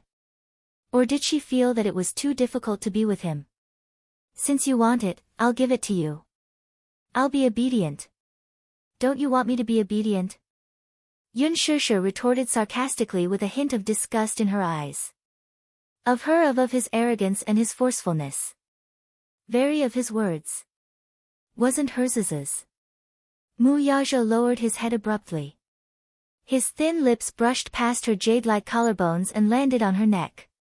He sucked on her skin fiercely, his hot breath continuously blowing on her skin. Chapter 297. The woman in the mirror had flushed cheeks and gloomy eyes. On her exposed neck, there was a red, swollen, and ambiguous kiss mark. She was shocked to see it. The glaring mark was like a man's insignia on her body. It was an eyesore. Yun Shusher was furious. She rubbed her fingertips hard, but the mark only became more red and swollen, making it even more obvious. It was already midsummer, yet he left such an obvious mark on her neck. He was clearly trying to embarrass her. How could this man be so vile? She turned around and gritted her teeth. "Muyaja, you're too much. This is punishment." "Punishment?" Yun Shusher widened her eyes in disbelief. What a self-righteous man. She turned around and left the room in anger. Muyaja stared at her back view as she left in a huff. His lips curled into a triumphant smile. Yun Shusher rushed into the kitchen and leaned against the sink. She scooped up a handful of water and splashed it on her burning cheeks as if this was the only way to cool down her burning skin quickly.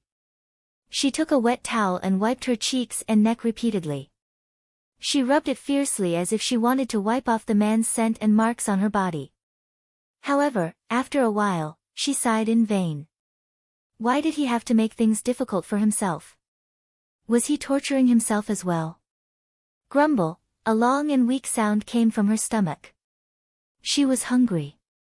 Biting her lower lip, she opened the fridge gloomily. There were not many ingredients left at home.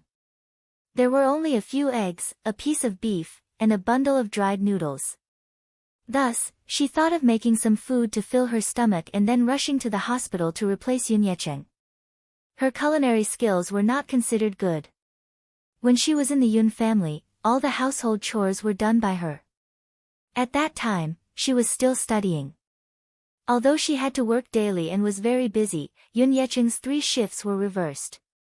Li Qin had never cooked before, so she could not count on Yun Na to do so. Thus, she had to cook all 3 meals at home. After she moved out of the Yun family and stepped into society, she was often overwhelmed with work. Fortunately, Yu was obedient and sensible. Feeling sorry for her busy work, he bought a stack of cookery books from the bookstore and developed some good culinary skills. In the end, Yu's cooking was far beyond her standards. However, her culinary skills were not bad. The beef was sliced and fried out of the wok. The noodles were placed in the wok and 2 eggs were placed on top. After a while, a large bowl of noodles was brought out of the kitchen. Mu Yaja smelled the aroma from far away in the bedroom. Smelling the aroma, he walked out of the room. Yun Shishir went back to the kitchen to get a pair of chopsticks and a spoon. When she came out, she saw the man sitting at the dining table leisurely, holding a bowl of noodles and tasting a mouthful of broth. It was surprisingly delicious. The man raised his eyebrows and licked away the soup stain on the corner of his lips with the tip of his tongue.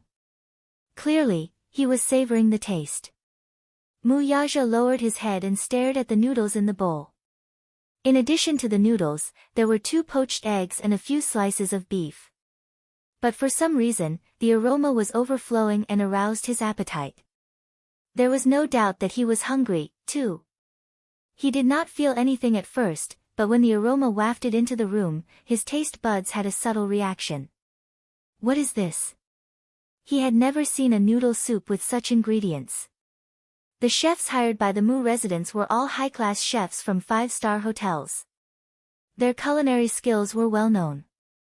Whether it was Chinese, Western, or French cuisine, they were a piece of cake. However, no matter how delicious it was, after 20 years of repeated cooking, one would get tired of it. Chapter 298. After all, young Master Mu had been living a luxurious life since he was young, so he had never seen what was called vermicelli. Could it be that someone as rich as him had never eaten vermicelli before? That was true. This was the food of the commoners. A noble like him would never have the chance to try it. Yun Shishir was silent. She was a bit speechless. She placed the chopsticks and spoon on the table. A certain man naturally picked up the chopsticks and began to eat the vermicelli. He was actually eating with relish.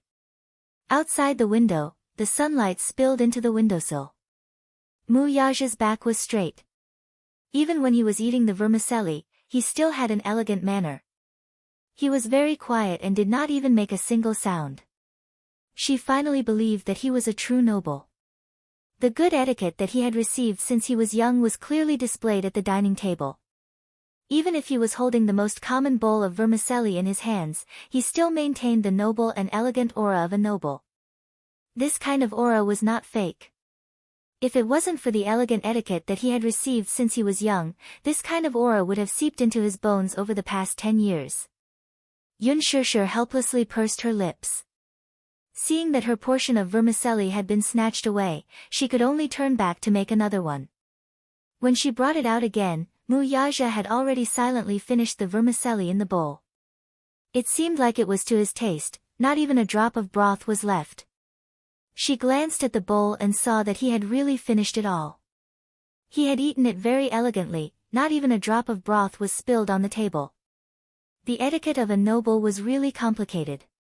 Isn't he tired? Yun Shishir silently cursed in her heart. She sat at the table and was about to eat the vermicelli when she saw Mu Yaja's deep gaze land on the bowl of vermicelli in her hand. This is mine, she muttered unhappily. To be precise, the portion that he had just eaten was originally hers. Seeing the hidden desire in his eyes, she quickly used her hand to protect the bowl of vermicelli. She was afraid that he would snatch it away again, so she warned him, "This bowl of vermicelli is mine." "Cook me another bowl," he demanded confidently. After finishing the bowl of noodles, he still wanted more. Yun Shishir had obviously underestimated his appetite. He was a man after all, and he hadn't eaten his fill for the entire night. Naturally, he was hungry. Her brows furrowed, and she was speechless. "If you want to eat more, go cook it yourself." Mu Yaja's handsome eyes fixed on her. "I won't." "No. Serves you right to starve." She was not surprised to see the man's handsome face turn gloomy as she said this. Yun Shishir was a little pleased with herself. She had been bullied by him so many times. This time, she had finally gotten back at him. Let him watch her eat to her heart's content. "You'll be starved to death." Yun Shishir cursed in her heart with satisfaction. She skillfully picked up the noodles with her chopsticks and slurped a mouthful. Slurp, slurp. She didn't eat vermicelli as elegantly as Mu Yaja. Even when eating, he had to maintain a noble demeanor. He didn't even make a sound when eating vermicelli. If you want to eat vermicelli, you have to slurp it. Yun Shishir was really hungry, so she was too lazy to care about her demeanor in front of him. She took a big bite and stuffed her mouth full. When eating vermicelli, it was inevitable to make a small sound. Chapter 299. Mu Yaja frowned a little. Although he felt that she didn't look ladylike, he didn't know why, but seeing her eating like this, coupled with the slurping sound of the noodles, he felt that the noodles were even more delicious. Yun Shishir was so engrossed in her food that she did not realize that the man sitting opposite her had quietly stood up and silently appeared beside her. He leaned over, grabbed her hand that was holding the chopsticks, and kissed her on the lips. He put the noodles that she had just eaten into his mouth. Mu Yaja's lips curled into a smile, clearly finding it delicious. Yun Shishir was stunned. She suddenly wiped her lips with the back of her hand and pushed the bowl of noodles in front of him. After being teased by him, she completely lost her appetite.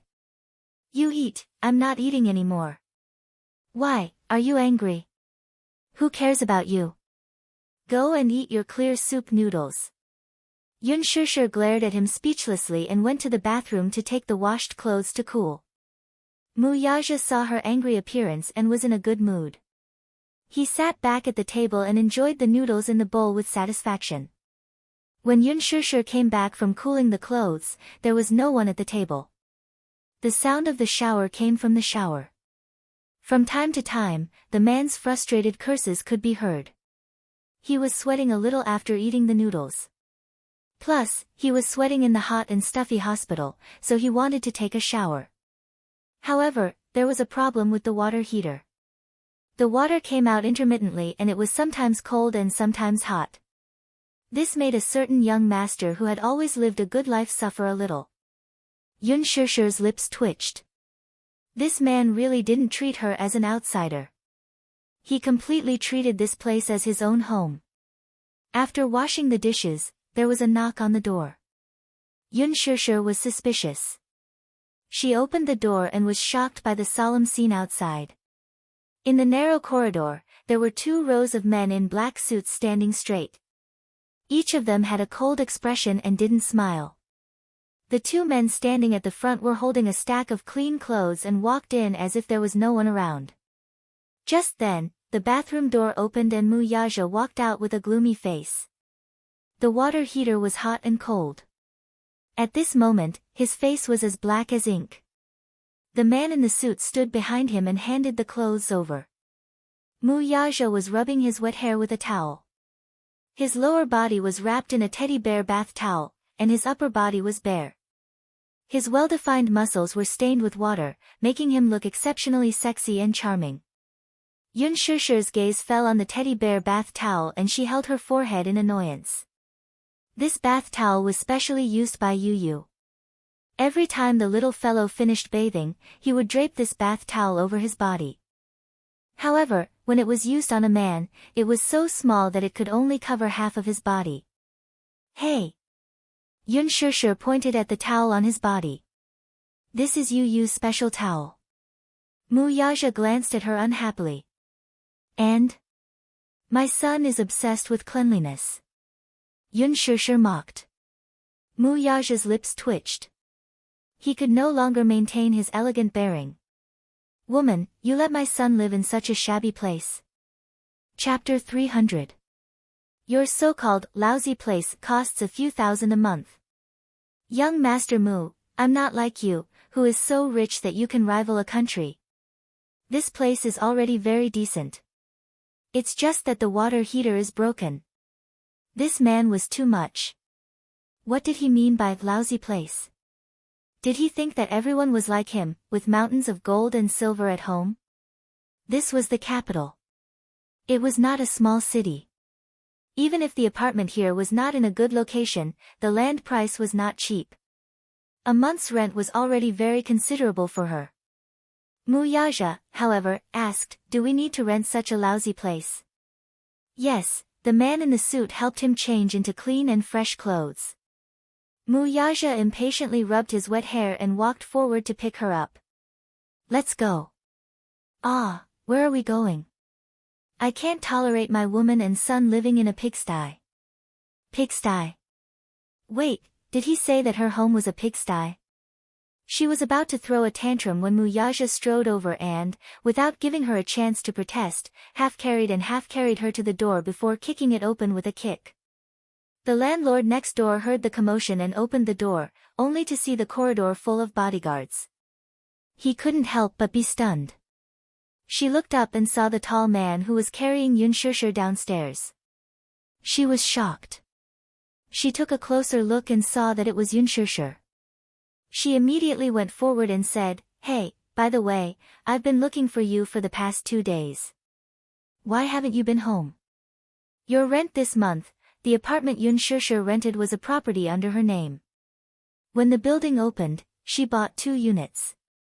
One of them was intended to be her son's future wedding house. However, her son was still in high school. She felt that it was a waste to leave it empty, so she simply renovated it and rented it out. As soon as she finished speaking, Mu Yaja impatiently refused, I'm not renting it. Huh? The landlord was stunned as he watched them leave. Chairman Mu, how about this one? It's 532 square meters, 7 rooms, 3 halls, and 5 guards. It has a private garden and a swimming pool. The villa has a total of 5 floors and has a private elevator. At the Xiangdi Walk sales office, a sales manager was introducing a luxurious villa to a cold-looking man sitting on the sofa. Mu Yaja took the brochure from his hand, glanced at it, and lowered his head to ask the woman in his arms for her opinion. Do you like it? Yun Shishir was still in a daze. She shook her head. Seeing her shake her head, Mu Yaja didn't ask why she didn't like it. Instead, he directly said to the sales manager who was looking at him expectantly, change. Good. Please wait a moment, Chairman Mu. The manager did not have the slightest impatience and respectfully retreated. Yun Shishir raised her head and looked around. She still felt like she was in a dream. Xiangdi Walk was a high-end real estate developed by Disheng Financial Group this year. It catered to high-end customers. The average price of a 500 square meter villa was as high as 80 million yuan. After conversion, the average price was 160,000 yuan per square meter. It was so extravagant that it made people speechless. This real estate had villas, bungalows, and high-end apartments for high-class white-collar workers. It had a retro palace-style Mediterranean style. It was luxurious, dignified, and uniquely elegant. It was one of the most luxurious real estate in the capital. The sales manager did not recognize Mu Yaja at first. He only thought that he was an ordinary customer, so he did not pay much attention to him.